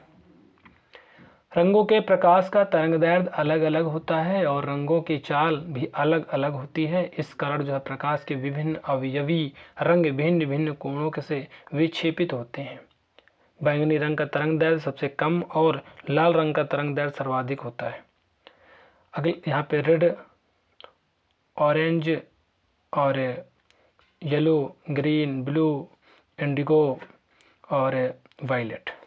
दृश्य प्रकाश की जो है तरंग परास की बात करें तो 0.4 से 0.7 जो है म्यूएम होती है। इंद्रधनुष की बात करें तो यहाँ पे इंद्रधनुष परावर्तन यानी पूर्ण आंतरिक परावर्तन तथा अपवर्तन द्वारा जो है वर्ण विक्षेपण का सबसे अच्छा उदाहरण इंद्रधनुष है। इंद्रधनुष बनने का मुख्य कारण जल की जो है बूंदों में से प्रकाश के अपवर्तन के कारण होने वाला वर्ण विक्षेपण होता है। प्राथमिक इंद्रधनुष में लाल रंग बाहर की ओर तथा बैंगनी रंग अंदर की ओर होता है। द्वितीयक इंद्रधनुष में बैंगनी रंग बाहर की ओर और तथा लाल रंग अंदर की ओर होता है। वस्तुओं के रंग, प्राथमिक रंग लाल, हरा व नीला है। द्वितीयक रंग दो प्राथमिक रंगों को मिलाने से द्वितीयक रंग बनते हैं, जैसे कि लाल प्लस नीला बराबर मैजेंटा, हरा प्लस नीला सियान यानी पीकॉक नीला, और लाल प्लस हरा पीला होता है। जिन दो रंगों को मिलाने से श्वेत रंग प्राप्त होता है उन्हें एक दूसरे का पूरक रंग कहते हैं। दोस्तों यहाँ पे आप देख भी रहे होंगे, जैसा कि हरा प्लस मैजेंटा सफ़ेद, नीला प्लस पीला सफ़ेद, लाल प्लस हरा प्लस नीला सफ़ेद। आप यहाँ भी चित्र के द्वारा आप समझ सकते हो। नोट में देख लेते हैं, रंगीन टेलीविज़न में प्राथमिक रंगों का जो उपयोग किया जाता है। अब हम लोग मानव नेत्र पढ़ेंगे, मोस्ट इम्पोर्टेंट है। आप यहाँ पे चित्र में देखकर समझ लीजिएगा, इसमें बताना क्या है सभी जो है अच्छे से तीर के द्वारा जो है आपको, जैसे दृढ़ पटल ये है उसी तरह से आपको यहाँ पे बताया गया, इसको आप पढ़ लेना। बीच में क्या होता है, कांच द्रव्य भरा होता है। रंगीन टेलीविज़न में प्राथमिक रंगों का उपयोग किया जाता है। नेत्र के जो है सबसे बाहरी भाग को कार्निया कहते हैं। नेत्रदान में इसी का जो उपयोग किया जाता है। नेत्र की जो है रेटिना पर वास्तविक उल्टा तथा छोटा प्रतिबिंब बनता है। रेटिना पर दो प्रकार की कोशिकाएं हुई कोशिका क्षण कोशिका प्रकाश के लिए उत्तरदायी और संघ कोशिका रंग के लिए उत्तरदायी पाई जाती हैं। अगला है, परितारिका कार्निया के पीछे एक जो है गहरे रंग की पेशीय संरचना होती है। एक स्वस्थ जो है मनुष्य का जो है नेत्र लेंस अधिकतम अनंत नेत्र की दूर बिंदु से लेकर न्यूनतम जो है 25 सेंटीमीटर तक की जो वस्तुओं का प्रतिबिंब रेटिना पर बना जो है सकता है। आइरिस आंख की पुतली के आकार को नियंत्रित करती है। निकट जो है दोष में जो है कोई व्यक्ति निकट की वस्तुओं को जो है स्पष्ट रूप से देख सकता है, लेकिन दूर स्थित वस्तुओं को स्पष्ट रूप से नहीं देख पाता है। निकट दृष्टि दोष के कारण जो है लेंस की जो है गोलाई बढ़ जाती है, लेंस की फोकस दूरी घट जाती है। निकट दृष्टि दोष के जो है निवारण के लिए अवतल लेंस या जो है ऋणात्मक क्षमता वाले लेंस का प्रयोग किया जाता है। निकट दृष्टि दोष के में जो है वस्तु का प्रतिबिंब रेटिना पर जो है ना बन करके रेटिना के आगे बन जाता है। अगला है, दूर दृष्टि दोष में जो है कोई व्यक्ति दूर की जो है वस्तुओं को स्पष्ट रूप से देख सकता है, लेकिन निकट की जो है वस्तुओं को स्पष्ट रूप से नहीं देख पाता है। दूर दृष्टि दोष के कारण जो है लेंस की जो है गोलाई कम हो जाती है, लेंस की फोकस दूरी बढ़ जाती है। दूरदृष्टि दोष के निवारण के लिए उत्तल लेंस का जो है प्रयोग किया जाता है। दूरदृष्टि दोष के में जो है वस्तु का प्रतिबिंब रेटिना के पीछे बनता है। जरादृष्टि दोष जो है मुख्यतः वृद्ध अवस्था में होता है। इसमें जो है सिलियरी पेशियों की जो है लचक कम हो जाती है। इसमें व्यक्ति ना तो दूर की वस्तु और ना ही निकट की वस्तु देख पाता है। जरादृष्टि दोष के निवारण के लिए द्विफोकसी लेंस, निचला भाग उत्तल लेंस और ऊपर का जो भाग अवतल लेंस का जो उपयोग किया जाता है। द्विफोकसीय लेंस में लेंस का जो है निचला भाग उत्तल लेंस का बना होता है, जो निकट दृष्टि को जो है सुगम बनाता है। दृष्टि वैषम्य या अबिंदुकता में जो नेत्र क्षैतिज दिशा में तो ठीक देख पाता है, परंतु ऊर्ध्व दिशा में नहीं देख पाता है। इस दोष का कारण कार्निया का टेढ़ा मेढ़ा हो जाना है। इस दोष के निवारण हेतु बेलनाकार लेंस का जो प्रयोग किया जाता है। वेरी इंपॉर्टेंट क्वेश्चन है। वर्णनता इस दोष में जो है मनुष्य की आंख में शंक्वाकार कोशिकाओं की जो है कमी होने के कारण जो है मनुष्य लाल और हरे रंग की में जो है अंतर नहीं कर पाता है। यह एक आनुवंशिक रोग है जो है कंजक्टिवाइटिस आंख से संबंधित संक्रमण है। वेरी इंपॉर्टेंट है। अब हम लोग जो है उत्प्लावन बल पढ़ेंगे। जब किसी वस्तु को पूर्ण या आंशिक रूप से डुबाया जाता है तो द्रव द्वारा उस वस्तु पर जो है ऊपर की ओर एक बल कार्य जो है लगाया जाता है, जिसे जो है उत्प्लवन बल कहते हैं। उत्प्लवन के उदाहरण अगर हम लोग देखेंगे तो यहाँ पे लिखा हुआ है, हाइड्रोजन गैस से भरा गुब्बारा ऊपर उठता चला जाता है, क्योंकि गैस से भरे गुब्बारे का जो औसत घनत्व वायु जो है से कम होता है। लोहे का एक टुकड़ा पारे पर जो है तैरता है, जबकि पानी में डूब जाता है, क्योंकि लोहे का जो घनत्व पारे से कम परंतु जल से ज़्यादा होता है। बर्फ़ का जो घनत्व जल की अपेक्षा कम होता है और लोहे के बने जलयान को खोखला बनाया जाता है जिनमें हवा होती है ताकि जलयान जल पर जो है तैर सके, परिणामतः उसका घनत्व कम हो जाता है। आर्किमिडीज सिद्धांत अनुसार किसी जो वस्तु पर उत्प्लावन बल वस्तु द्वारा विस्थापित द्रव के भार के बराबर होता है। अगला है आपेक्षिक घनत्व। किसी पदार्थ के घनत्व को पानी के घनत्व की तुलना में प्रदर्शित करना आपेक्षिक घनत्व कहलाता है। आपेक्षिक घनत्व बराबर होता है किसी पदार्थ का घनत्व बटे 4 अंश सेल्सियस पर पानी का घनत्व। अगला है आपेक्षिक घनत्व एक जो है अनुपात है, इसका जो है कोई मात्रक नहीं होता है। आपेक्षिक घनत्व को हाइड्रोमीटर से मापा जाता है। दूध की शुद्धता दुग्ध मापी से मापी जाती है और सामान्य जल की अपेक्षा समुद्री जल का जो घनत्व अधिक होता है, इसलिए उसमें तैरना आसान होता है। किसी बर्तन में पानी भरा है और बर्फ़ उस पर तैर रही है, तब बर्फ़ पूरी तरह पिघल जाएगी, तो पात्र में पानी तल अपवर्तित रहेगा। पानी जो तल है ना वो अपवर्तित रहेगा। जब बर्फ़ का टुकड़ा समुद्र के जो है पानी में तैरता है तो उसके आयतन का जो है 1/10 भाग पानी के ऊपर रहता है।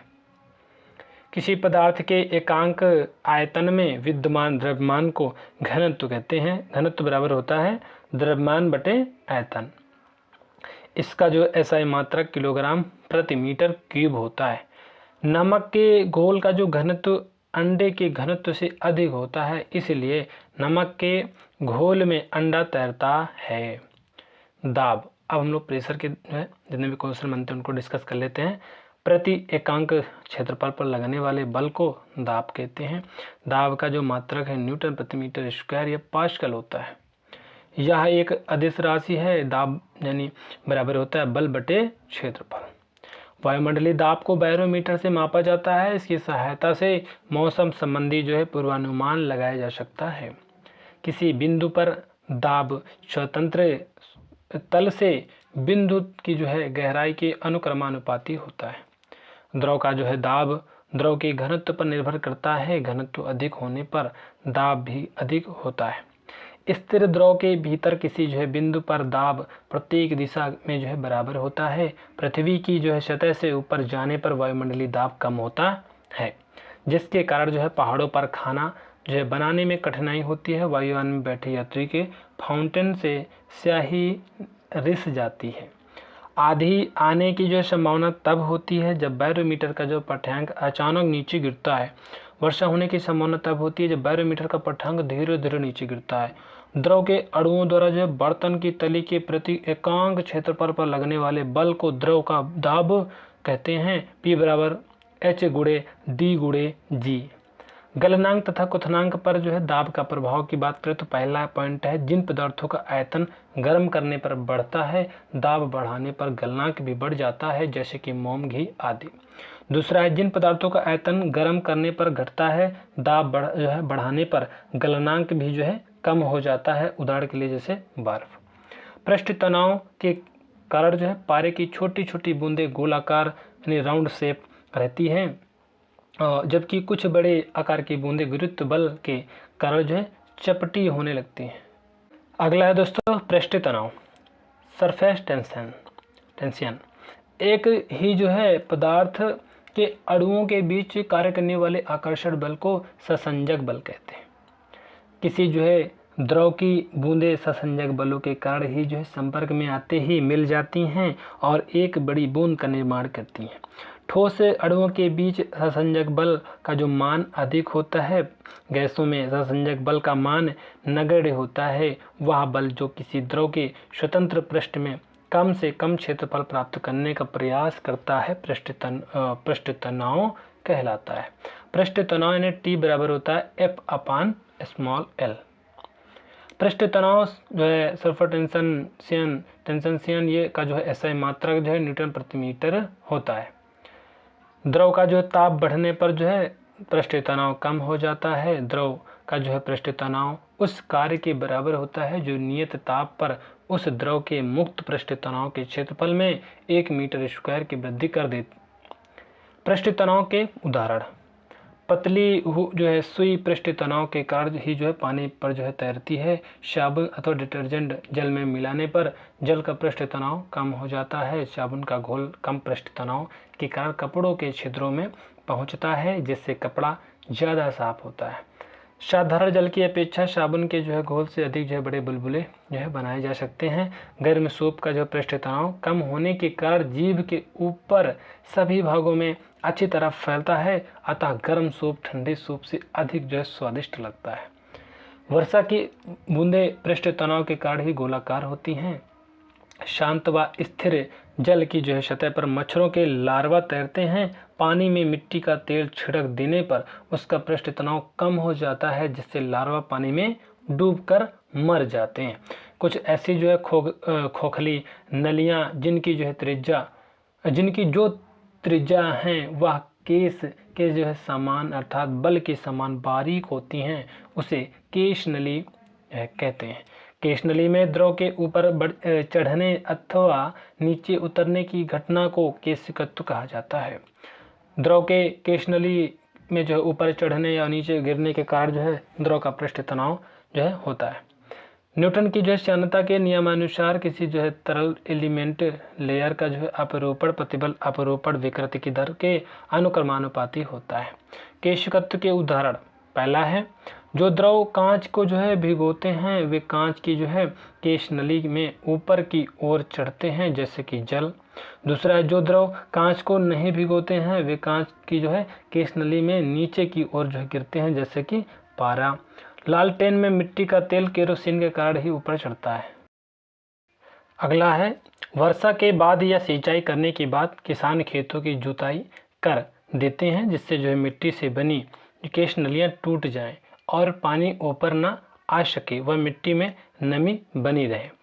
पौधे जड़ों द्वारा जो है मृदा से जो है जल अवशोषित करते हैं या यह जल केश नलियों से गुजरकर विभिन्न भागों तक पहुंचा दिया जाता है। पेन का जो निब बीच से जो है चिरा होता है, इसमें छोटी सी जो बारीक केश नली बन जाती है। केश नली द्वारा जो है स्याही निब की नोक तक जो है चढ़ जाती है। मोमबत्ती में पिघला हुआ मोम केश नलियों के द्वारा ही जो है ऊपर चढ़ता है और ये जलती रहती है। केशिकत्व के कारण जो है काफ़ी पाउडर जल में शीघ्र घुल जाता है। पतली सुई पृष्ठ तनाव के कारण ही जो है पानी पर जो है तैराई जा सकती है और केश नली की जो है तरह कार्य करने वाला जो है ब्लॉटिंग पेपर स्याही को शीघ्र सोख लेता है। इसमें बने छोटे छोटे छिद्र केश नली की तरह कार्य करते हैं। कार्य ऊर्जा एवं शक्ति, बल लगाकर किसी जो है वस्तु को बल की दिशा में विस्थापित करने की क्रिया को कार्य कहते हैं। यह एक जो है अदिश राशि है। इसका जो है SI मात्रक जूल होता है। कार्य बराबर होता है बल गुणे जल की दिशा में विस्थापन। किसी वस्तु की जो है कार्य करने की क्षमता को ऊर्जा कहते हैं। यह एक अदिश राशि है। इसका जो है SI मात्रक जूल है। जेम्स जो है प्रेस्कॉट जूल ने यांत्रिक कार्य और ऊष्मा स्थानांतरण बीच संबंध प्रतिपादित किया। कार्य द्वारा जो है प्राप्त ऊर्जा को यांत्रिक ऊर्जा कहते हैं। यह दो प्रकार की होती हैं।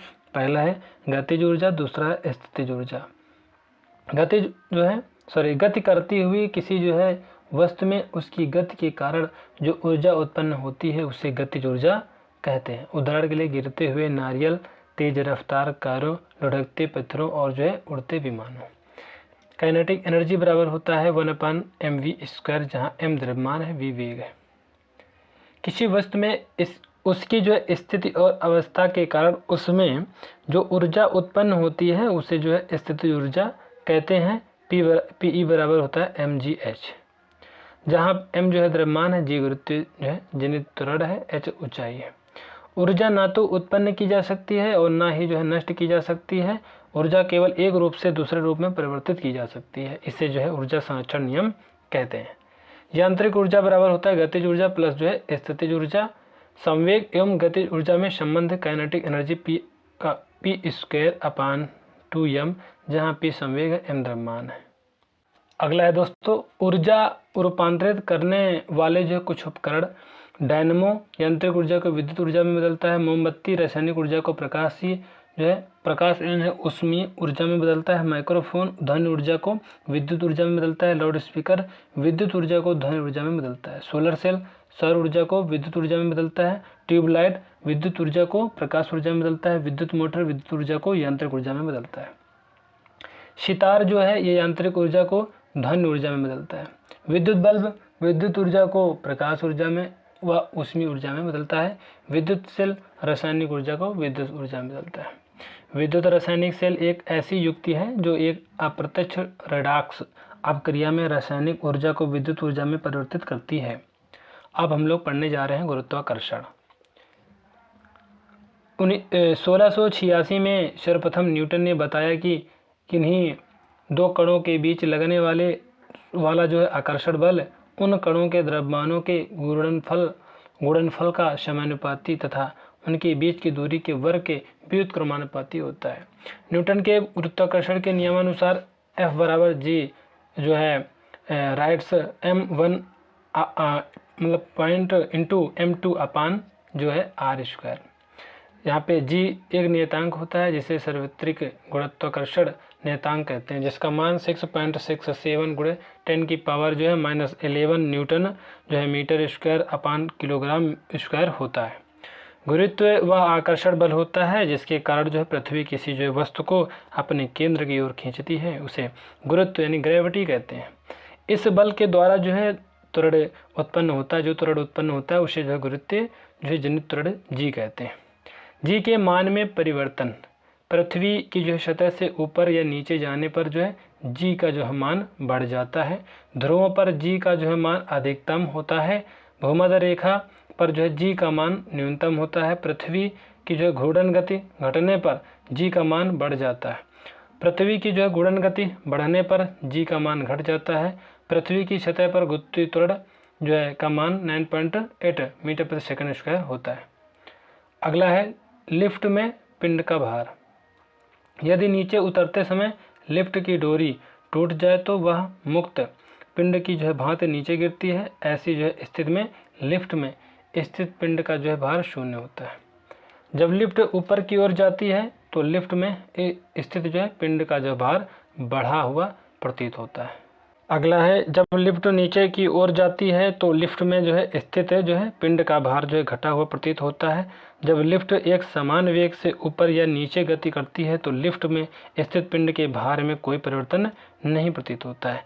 यदि जो है लिफ्ट के नीचे उतरते समय लिफ्ट का जो है त्वरण गुरुत्वीय त्वरण से जो अधिक हो तो लिफ्ट में स्थित पिंड जो है उसकी जो फर्श से उठकर उसकी छत से जा लगेगा। ग्रहों की गति से संबंधित जो है केपलर के नियम। सभी जो है ग्रह सूर्य के चारों ओर दीर्घवृत्ताकार कक्षा में परिक्रमण करते हैं तथा कक्षाओं के एक फोकस पर सूर्य जो है स्थित होता है। सभी ग्रहों का जो क्षेत्रीय वेग नियत हो रहता है। इसका जो है प्रभाव यह होता है कि जब ग्रह सूर्य के निकट होता है तो उसका वेग बढ़ जाता है और जब दूर होता है तो उसका वेग कम हो जाता है। जो ग्रह सूर्य से जितनी जो है अधिक दूरी पर होगा उसका परिक्रमण काल उतना ही अधिक होगा, अतः जो ग्रह सूर्य के जितना जो समीप होगा उसका जो परिक्रमण काल उतना ही कम होगा। ग्रहों की जो है परिक्रमा करने वाले जो है आकाशीय पिंडों को उपग्रह कहते हैं, सैटेलाइट जिसे कहते हैं इंग्लिश में। उपग्रह अपनी कक्षा में पृथ्वी का एक चक्कर जितने समय में लगाता है उसे उसका परिक्रमण काल कहते हैं। भूस्थायी उपग्रहों का जो उपयोग जो है मौसम पूर्वानुमान के लिए जो है किया जाता है। भूस्थायी उपग्रहों का जो उपयोग विमान चालक अंतरिक्ष कार्यक्रमों में किया जाता है।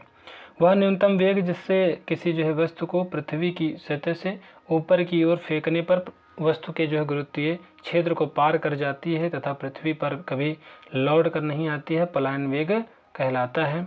पृथ्वी के लिए पलायन वेग का मान जो है 11.2 किलोमीटर प्रति सेकंड होता है। यहाँ पे पलायन वेग v बराबर होता है 2gma अपान जो है r। पलायन वेग पिंड के द्रव्यमान पर निर्भर नहीं करता है। अगला है न्यूटन के गति के नियम। सन 1687 ईस्वी में भौतिकी के पिता जो है न्यूटन ने अपनी जो पुस्तक प्रिंसिपिया में जो है गति संबंधी अपने जो है विचारों को 3 नियमों के रूप में बताया है। न्यूटन के प्रथम नियम के अनुसार यदि कोई जो है वस्तु विराम अवस्था स्थिर अवस्था में है तो वह विराम अवस्था में ही रहेगी, या वह एक समान चाल से सीधी रेखा में चल रही है तो वैसे ही चलती रहेगी जब तक उस पर कोई वाह बल कार्यरत ना हो। ये न्यूटन का प्रथम नियम था। ठीक है, प्रथम नियम को जड़त्व का नियम भी कहते हैं, वेरी इंपॉर्टेंट है, या फिर गैलीलियो का नियम भी कहते हैं। अगला है जड़त्व के कुछ उदाहरण। पहला है धूल लगे हुए कपड़े, कंबल, कारपेट आदि को डंडे से पीटने पर धूल के कण अलग हो जाते हैं। चलती हुई मोटर कार की अचानक रुकने पर उसमें बैठे यात्री आगे की ओर झुक जाते हैं। ठहरी हुई मोटर रेलगाड़ी की अचानक चल पड़ने पर उसमें बैठे यात्री पीछे की ओर झुक जाते हैं। अगला है दोस्तों यहाँ पे 4 नंबर है, पेड़ की शाखाओं को जोर जोर से जो है हिलाने पर उस पर जो है लगे फल जो है टूट कर जो है गिर पड़ते हैं। बल का वह वाहक जो है वाह कारक है जो किसी वस्तु का जो है आकार, आकृति और अवस्था को परिवर्तित कर सकता है। जब कोई पिंड दूसरे पिंड की जो है सतह पर लुढ़कता है तो इसकी जो है गति के प्रतिरोध को जो लुढ़कना यानी रोलिंग घर्षण कहते हैं। बल के प्रकार, प्रबल नाभिकीय बल, दुर्बल नाभिकीय बल, विद्युत चुंबकीय बल जो है लेस देन गुरुत्वाकर्षण बल। कार्य करने की दर को शक्ति कहते हैं। इसका जो SI मात्रक वाट है। यह एक जो है अदिश राशि है। एक हॉर्स पावर मतलब हॉर्स शक्ति जो है बराबर होता है 746 वाट के। शक्ति बराबर होता है कार्य बटे समय, P बराबर होता है W/T। हॉर्स पावर जिसे कहते हैं, यहाँ पे हॉर्स पावर ही था, मतलब बन नहीं रहा था। हॉर्स पावर शब्द का जो उपयोग जेम्स वाट ने सबसे पहले किया था। न्यूटन के गति के जो है द्वितीय नियमानुसार किसी वस्तु के संवेग में परिवर्तन की दर उस वस्तु पर जो है आरोपित बल के समानुपाती होता है तथा संवेग परिवर्तन उसी दिशा में होता है जिस दिशा में बल आरोपित किया जाता है। किसी वस्तु पर आरोपित बल जो है उस वस्तु के द्रव्यमान और त्वरण के जो है गुणनफल के बराबर होता है। यह न्यूटन की गति के दूसरे नियम के अंतर्गत होता है, F बराबर ma। किसी वस्तु के द्रव्यमान और वेग के गुणनफल को उस वस्तु का जो है संवेग कहते हैं, P बराबर mv। न्यूटन के गति के तृतीय नियमानुसार प्रत्येक क्रिया के जो है बराबर परंतु विपरीत दिशा में प्रतिक्रिया होती है। तृतीय गति के जो है नियम के उदाहरण देख लेते हैं। तो रॉकेट को उड़ाने में नाव को जल में चलाने के लिए पानी को पीछे की तरफ ढकेलना पड़ता है। बंदूक से गोली चलाने पर चलाने वाले को जो है पीछे की ओर धक्का लगना। कुएं से रस्सी द्वारा जो है पानी खींचा जाता है, रस्सी टूट जाए तो रस्सी खींचता हुआ मनुष्य पीछे की ओर जो है गिर जाता है। जब कोई बड़ा वेग किसी जो है वस्तु पर जो है थोड़े समय के लिए कार्य करता है तो बल तथा जो है समय जो है अंतराल के गुणनफल को उस बल का जो आवेग कहते हैं। आवेग बराबर होता है बल गुणे समय, समय अंतराल बराबर संवेग में परिवर्तन। वृत्तीय पथ में गति करने वाले कण पर जो है एक बल कार्य करता है जिसकी जो है दिशा सदैव वृत्त के केंद्र की ओर होती है। इसे जो अभिकेंद्री बल कहते हैं। अभिकेंद्री बल के उदाहरण देख लेंगे तो यहाँ पहाड़ों पर बनी सड़कों का जो है बाहरी भाग ऊपर की ओर उठा रहता है जिससे सड़क पर चलने वाली गाड़ियाँ अपने आप केंद्र की ओर झुक जाती हैं। आकाश में उड़ता हुआ हवाई जहाज जब क्षैतिज वृत्ताकार पथ में जो है मुड़ता है तब यह तिरछा होकर जो है अभिकेंद्र बल प्राप्त कर लेता है। अगला है यह वह बल जिसके कारण जो है किसी गतिशील वस्तु में जो है केंद्र से दूर भागने अर्थात केंद्र से बाहर की ओर लगता है, अपकेंद्री बल कहलाता है। यह वह आभासी बल है जो अपकेंद्री बल के समान परंतु विपरीत दिशा में कार्य करता है। अपकेंद्री बल के उदाहरण क्या हैं? तो कपड़ा सुखाने की मशीन, दूध से मक्खन निकालने की मशीन। किसी बल द्वारा जो है किसी पिंड को किसी अक्ष के परितः घुमाने के प्रभाव को उस बल का बल अगुण कहते हैं या एक सदिश रहती है। बल अगुण का मात्रक न्यूटन जो है माइनस मीटर होता है। यह एक जो है ऐसा साधन जिसके माध्यम से किसी भी कार्य को सरलता और कम समय में किया जा सकता है उसे सरल मशीन सिंपल मशीन कहते हैं। यह बल आघूर्ण के सिद्धांत पर कार्य करती है जैसे उत्तोलक, घिरनी आनतल, स्क्रू, जैक और सीसा आदि। उत्तोलक एक सीधी या टेढ़ी छड़ होती है जो किसी निश्चित बिंदु के चारों ओर स्वतंत्रतापूर्वक घूम सकती है। उत्तोलक के 3 बिंदु होते हैं, आलंब, आयास और भार। उत्तोलक के प्रकार, फर्स्ट है प्रथम श्रेणी के उत्तोलक, द्वितीय श्रेणी के उत्तोलक, तृतीय श्रेणी के उत्तोलक। प्रथम श्रेणी के उत्तोलक क्या हैं? इनमें आलंब, आयास और भार के मध्य स्थित होता है। इनसे यांत्रिक लाभ 1 से अधिक, 1 के बराबर और 1 से कम भी हो सकता है, जैसे कैंची, पिलास, सिंडासी, कील उखाड़ने की मशीन, सस्य झूला, साइकिल का ब्रेक, हैंडपंप आदि। द्वितीय श्रेणी के उत्तोलक, इनमें भार आलंब और आयास के मध्य स्थित होता है। इनसे यांत्रिक लाभ सदैव 1 से अधिक होता है, जैसे कि सरौता, नींबू निचोड़ने की मशीन, एक पहिए की कूड़ा ढोने की गाड़ी आदि। तृतीय श्रेणी के उत्तोलक क्या हैं? इनमें आयास आलंब और भार के मध्य स्थित होता है। इनसे यांत्रिक लाभ हमेशा 1 से कम होता है, जैसे कि चिमटा, मनुष्य का हाथ आदि। डोरी से बंधे हुए एक पत्थर को तेजी से वृत्त में घुमाया जाता है और घुमाने के समय डोरी टूट जाने पर पत्थर उड़ जाता है। और वृत्तीय गति के उदाहरण देख लेते हैं। जब कोई कण किसी वृत्ताकार यहाँ पर वृत्तीय गति के उदाहरण हैं। जब कोई कण किसी वृत्ताकार मार्ग पर गति करता है और प्रारंभिक स्थिति के सापेक्ष कण जितने कोण में घूम जाता है उसे कोणीय विस्थापन कहते हैं।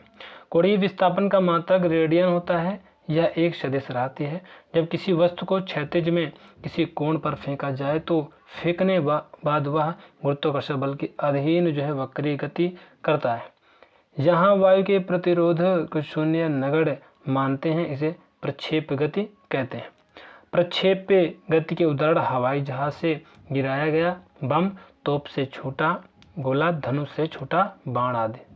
अगला है नाभिकीय विखंडन तथा संलयन।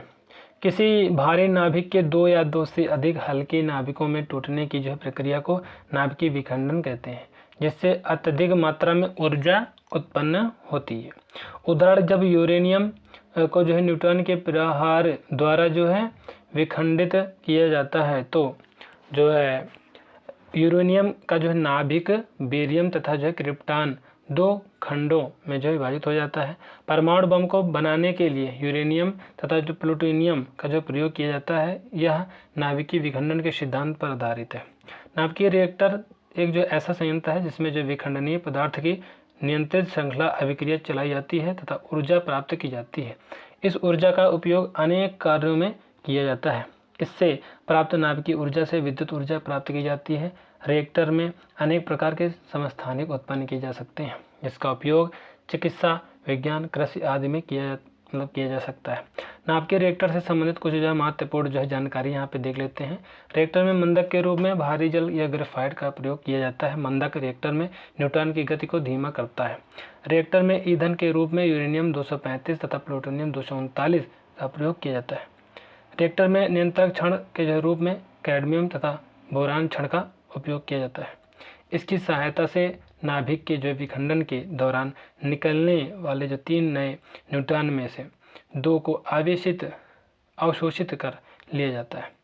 सोडियम और पोटेशियम के द्रवित मिश्रण का प्रयोग शीतलक के रूप में किया जाता है।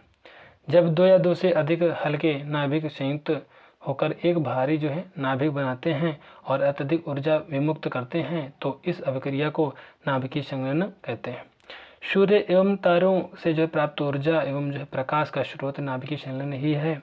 नाभिकों को संलयित करने के लिए करीब 10 की पावर 8 केल्विन के उच्च ताप तथा अत्यंत उच्च दाब की आवश्यकता होती है। हाइड्रोजन बम नाभिकीय संलयन बम है जो भारी हाइड्रोजन नाभिकों के संलयन पर आधारित है। संलयन अति उच्च दाब तथा अति उच्च ताप पर होता है तथा अतः संलयन बम के साथ एक विखंडन परमाणु बम को प्रज्वलन के रूप में प्रयुक्त करना पड़ता है। हाइड्रोजन बम में संलयन की प्रक्रिया एक अनियंत्रित प्रक्रिया है जिसका उपयोग विध्वंसकारी कामों में हो सकता है। रेडियो सक्रियता की खोज हेनरी बैकरल, पियरे क्यूरी और मैडम क्यूरी ने की थी। अगला है दोस्तों यहाँ पे हेनरी बेकरेल को जो है 1903 में स्वतः स्फूर्त रेडियोधर्मिता की खोज के लिए भौतिक विज्ञान में जो है नोबेल पुरस्कार प्राप्त हुआ। प्रकृति में कुछ जो है तत्व अदृश्य विकिरण का जो उत्सर्जन करते हैं रेडियो सक्रिय तत्व कहलाते हैं और यह घटना रेडियो सक्रियता कहलाती है। रॉबर्ट पियरे और उनकी पत्नी मैडम क्यूरी ने नए जो है रेडियो सक्रिय तत्व रेडियम की जो खोज की। रेडियम का जो है परमाणु क्रमांक और द्रव्यमान क्रमशः जो 88 और जो 226 होता है।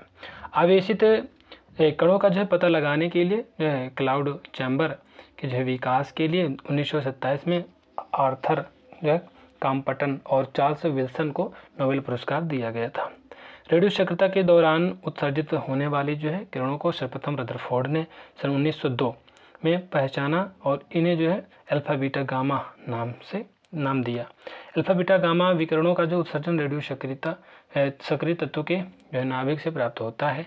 अल्फा 6 इसमें जो है हीलियम नाभिक 2He4 उत्सर्जित होते हैं। बीटा 6 के इलेक्ट्रॉन उत्सर्जित होते हैं। गामा 6 में उच्च जो है ऊर्जा फोटॉन उत्सर्जित होते हैं। 1 इलेक्ट्रॉन वोल्ट ईवी का जो है मान 1.602 और 10⁻⁻19 जूल होता है। सर्वाधिक आयनन क्षमता अल्फा किरणों की होती है, सर्वाधिक भेदन क्षमता गामा किरणों की होती है और एक अल्फा किरण से उत्सर्जित होने पर परमाणु क्रमांक में 2 इकाई और द्रव्यमान संख्या में 4 इकाई की कमी होती है। एक बीटा किरण के उत्सर्जित होने पर परमाणु क्रमांक में 1 इकाई की वृद्धि होती है और द्रव्यमान संख्या अपरिवर्तित रहती है। जीवाश्म या जो है मृत पेड़ पौधे इत्यादि की जो है आयु का आकलन करने में C14 का उपयोग किया जाता है। मापतौल के जो है विभिन्न मात्रक, लंबाई मीटर में मापते हैं, मात्रक है वो m, द्रव्यमान किलोग्राम kg, समय सेकंड s, कार्य तथा ऊर्जा जूल, तरंग दैर्घ्य एंगस्ट्रॉम a, प्रदीप्त जो है घनत्व लक्ष्य, विद्युत धारा एम्पियर a, उष्मागतिकी ताप केल्विन k, ज्योति फ्लक्स ल्यूमेन lm, विद्युत धारिता फैराड f, विद्युत प्रतिरोध ओम और विभवांतर वोल्ट v। अगला है पृष्ठ तनाव न्यूटन प्रति मीटर स्क्वायर, शक्ति वाट, दाब पास्कल, कोणीय संवेग किलोग्राम वर्ग मीटर जो है प्रति सेकंड और संवेग किलोग्राम मीटर प्रति सेकंड, आवेग न्यूटन माइनस सेकंड और यहाँ पे हो जाएगा जड़ आघूर्ण ये हो जाएगा किलोग्राम वर्ग मीटर, आवृत्ति हर्ट्ज, कोणीय वेग रेडियन प्रति सेकंड, चाल मीटर प्रति सेकंड, आयतन घन मीटर, क्षेत्रफल वर्ग मीटर, बल न्यूटन, ठोस कोण स्टेरेडियन, कोण रेडियन, ज्योति तीव्रता कैंडेला। भौतिकी संबंधी महत्वपूर्ण खोज यहाँ परमाणु ज्ञान डल्टन 1808 में और परमाणु संरचना वैज्ञानिक नील्स बोहर और रदरफोर्ड वर्ष 1913 में खोज की। गति विषयक नियम न्यूटन ने यहाँ पे 1687 में वर्ष में खोजा। रेडियो सक्रियता Henri Becquerel 1896, radium madam Curie 1898 और सापेक्षता का सिद्धांत अल्बर्ट आइंस्टीन 1905।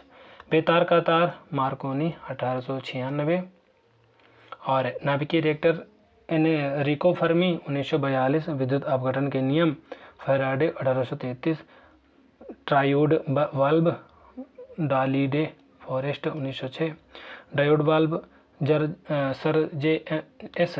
फ्लेमिंग 1904।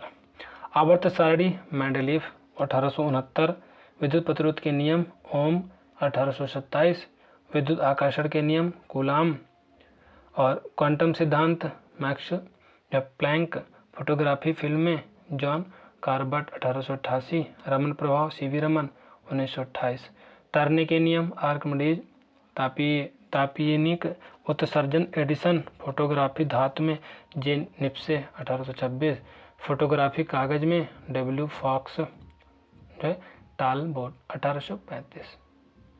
अगला है दोस्तों परावर्तक दूरबीन आइजैक न्यूटन। वैज्ञानिक यंत्र एक तरफ दिए गए, एक तरफ जो है प्रयोग दिए गए।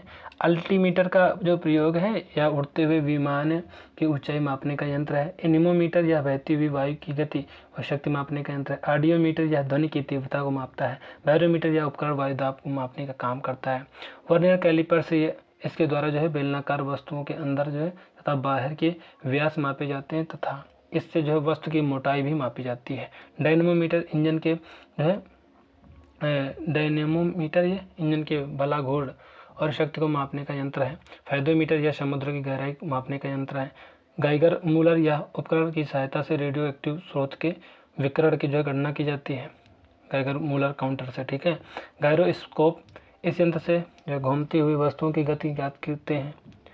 हाइड्रोमीटर से इस उपकरण के द्वारा द्रव के अपेक्षित घनत्व का जो है घनत्व ज्ञात करते हैं। हाइड्रोफोन या पानी के अंदर ध्वनि तरंगों की गणना करने में जो है काम आने वाला उपकरण है। हाइग्रोस्कोप या वायुमंडलीय आर्द्रता में परिवर्तन दिखाने वाला यंत्र है। कीमोग्राफ यह यंत्र रक्तचाप, हृदय स्पंदन आदि शारीरिक गतियों या कारकों के जो है परिवर्तन दिखाने वाला यंत्र है। लैक्टोमीटर दूध की शुद्धता की जांच करने का यंत्र या यंत्र दूध का जो है अपेक्षित घनत्व मापता है, जिससे उसमें जो है पानी की मात्रा का पता चलता है। लैक्टोमीटर आर्कमिच के सिद्धांत पर कार्य करता है। ओडोमीटर, इससे जो है मोटर गाड़ी के द्वारा तय की गई दूरी ज्ञात की जाती है, इसे चक्कर मापी भी कहते हैं। पेरिस्कोप, इसके द्वारा जो है जब पनडुब्बी पानी के अंदर होती है तो पानी की सतह पर अवलोकन किया जा सकता है और उसमें बैठे लोग बिना किसी जो बाधा के बाहरी हलचलों को देख सकते हैं। दीवार के दूसरी ओर जो अपने कमरे में ही बैठे हुए देखने के लिए भी इसका जो प्रयोग किया जाता है। पायरोमीटर की बात करें तो यह उच्च तोपों को मापने का यंत्र है। सॉरी, तापों हैं, यहाँ तोपों बोल रहे हैं, जैसे सूर्य के ताप। पॉलीग्राफ, इस यंत्र का प्रयोग झूठ का पता लगाने के लिए लाइट डिटेक्टर के रूप में प्रयुक्त किया जाता है। यह यंत्र एक जो साथ ही कई जो शारीरिक क्रियाओं के परिवर्तनों को जो रिकॉर्ड करता है, जैसे हृदय स्पंदन, रक्तचाप, श्वसन आदि। अगला है रडार। रेडियो तरंगों द्वारा जो है पास आते हुए वायुयान की दिशा और दूरी को ज्ञात करने के लिए इस यंत्र का प्रयोग किया जाता है। रडार का जो है वास्तव में संक्षिप्त रूप रेडियो डिटेक्शन एंड जो है रैंगिंग। रेडियोमीटर की बात करें तो रेडियोमीटर इस यंत्र द्वारा जो है विकिरण ऊर्जा की जो है तीव्रता को मापा जाता है। सिस्मोग्राफ, इस यंत्र से पृथ्वी की सतह पर आने वाले भूकंप के झटकों की जो तीव्रता का ग्राफ स्वतः ही चित्रित हो जाता है। स्पीडोमीटर, इससे जो है मोटर गाड़ी की गति मापी जाती है। धारामापी या गैल्वेनोमीटर, गैल्वेनोमीटर एक जो प्रकार का अमीटर ही है। यह किसी जो परिपथ की धारा की उपस्थिति का पता करने के लिए प्रयोग किया जाता है। स्फिग्नोमैनोमीटर, इसे जो है रक्तचाप मॉनिटर या जो ब्लड प्रेशर गेज के रूप में भी जाना जाता है। यह एक उपकरण है जिसका उपयोग रक्तचाप को मापने के लिए किया जाता है। डिक्टाफोन, यह ध्वनि जैसे बातचीत रिकॉर्ड करने वाला उपकरण है। एक्टिनोमीटर यह सौर विकिरण मापी यंत्र है। एक्यूमुलेटर, यह विद्युत ऊर्जा संग्रह करने वाला यंत्र है। बाइनोकुलर्स, यह दूर की जो वस्तुओं को देखने वाला यंत्र है। ग्रामोफोन, यह रिकॉर्डेड ध्वनियों को पुनः सुनने के काम आने वाला यंत्र है। ग्रेविमीटर, यह पानी के में जो है तेल की जो मात्रा ज्ञात करने वाला उपकरण है। मैकमीटर, यह ध्वनि के वेग के अनुपात में वायुयान की गति बताने वाला यंत्र है। माइक्रोफोन, यह ध्वनि तरंगों को विद्युत तरंगों में परिवर्तित करने वाला यंत्र है। फोनोमीटर, यह प्रकाश की तीव्रता मापने वाला यंत्र है। रेन गेज, इसकी सहायता से किसी स्थान पर किसी निश्चित समय में हुई वर्षा का मापन किया जाता है। रिफ्रैक्टोमीटर, इसकी सहायता से वस्तु की अपवर्तनांक ज्ञात किया जाता है। सेलिनोमीटर, यह किसी जो है विलयन या लवणता को मापने वाला यंत्र है। रेक्टिफायर, यह एक वैद्युत युक्ति है जो प्रत्यावर्ती धारा AC को DC में परिवर्तित करता है। सेक्सटेंट, यह दो वस्तुओं के बीच कोणीय दूरी को मापने वाला यह यंत्र है। इसका उपयोग खगोलीय पिंडों की ऊंचाई का पता लगाने के लिए किया जाता है। साइक्लोट्रॉन, आवेशित कणों को उच्च वेग एक जो त्वरित करने के लिए। धारा नियंत्रक, विद्युत परिपथ में प्रतिरोध को बदलने के लिए। तो इस तरह से दोस्तों हम लोगों ने कंप्लीट जो है मतलब कि भौतिक विज्ञान का जो है पार्ट कर लिए हैं। ये वीडियो आपको कैसी लगी कमेंट बॉक्स में कमेंट करके जरूर बताना दोस्तों। कमेंट आप लोग जरूर किया करो क्योंकि आपका एक एक कमेंट हमें बहुत मोटिवेशन देता है। तो मिलते हैं नेक्स्ट वीडियो में, तब तक के लिए जय हिंद जय भारत।